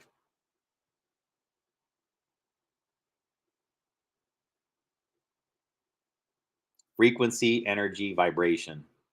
Everything you focus and concentrate on manifests into physical reality. So, if somebody wants to gain more influence and power using you as their energy conduit, what do they have to get you to do? Focus and concentrate on them. Sometimes they go through extra lengths, like doing things like highlighting the E in Biden. That way you know who's really in charge, right? You want who's in charge of the Biden bot?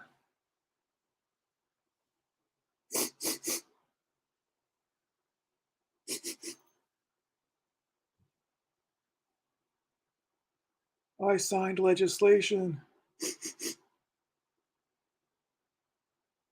Who's controlling the Biden bot?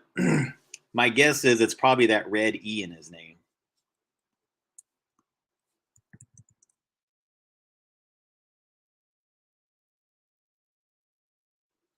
You guys know what I'm talking about?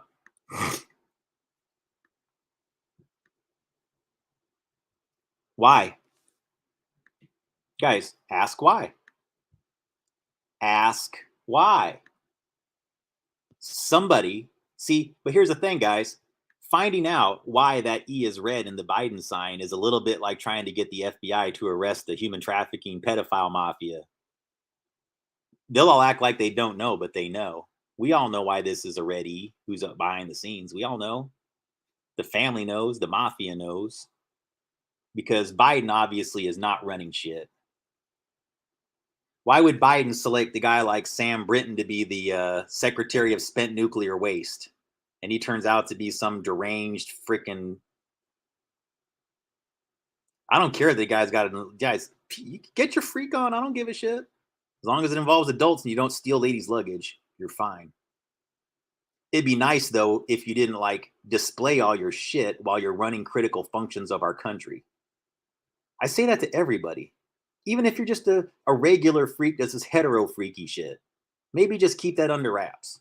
I mean, you know, fine, be yourself or whatever. But, like, if a guy was into swinger parties and shit like that and he was straight, and you put him as our energy secretary, and then, you know, like, on his Instagram, he's going like, hey, everybody, come over and have Fuckfest 2022 this December. Let's do it. Yeah.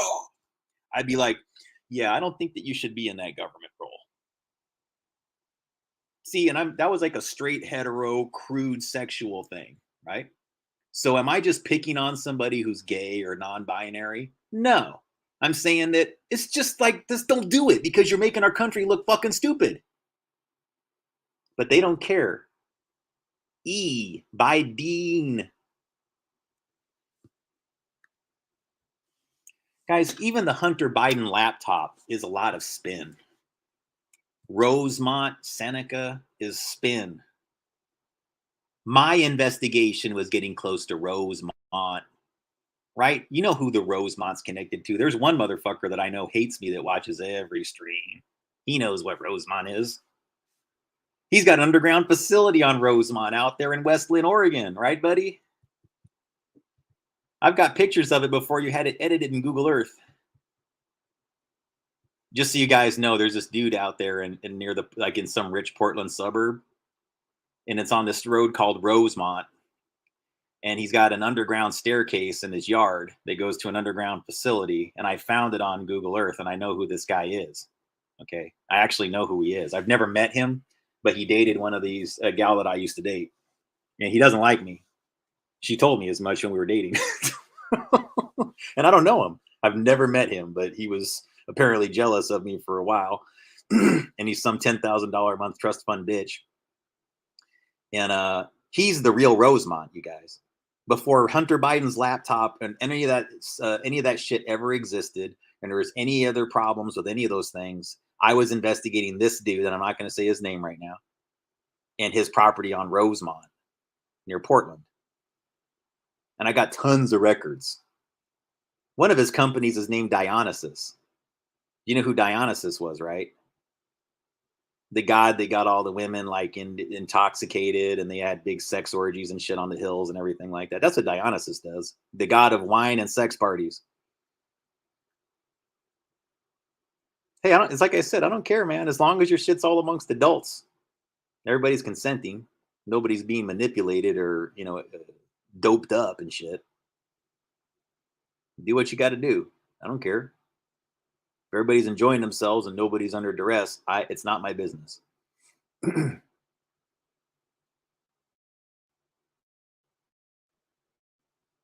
So again, I don't want all those people that are doing all their freaky things. I think that I'm just the guy that's trying to shut down their party. It ain't like that. What I'm saying is that this is a bunch of shit. That guy ain't running anything. So who's running the Biden bot? E. Which E? I don't know, man. I just know that it's got to be somebody who's getting a lot of power from putting E's that are red in things. Because guys, I got news for you. That's not the only place you see this. Start looking for it and you'll find it. It's in logos all over the place. It's in politicians' campaigns all over the place. They make the E red. The rest of the letters are blue. Why? No one's going to answer this. How do you get an answer to this? Who's doing it? Who's the architect? Because there was another person, I think their name was Sears. Yeah, Lieutenant Governor.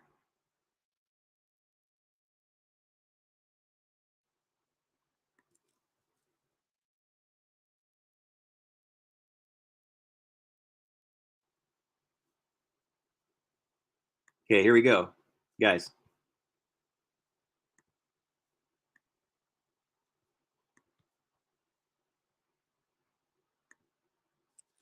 Starting to notice something here.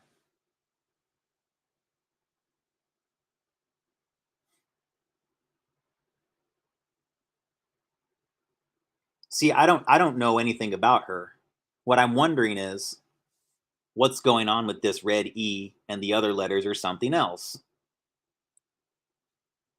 What's up with that? What's going on, guys? This is something. It's not nothing. It's something.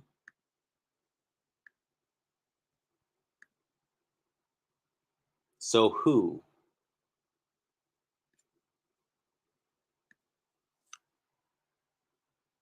I'll let you think about that while you're thinking of Elon and everything else like that, I guess, guys. So I'm going to wrap up with that, guys.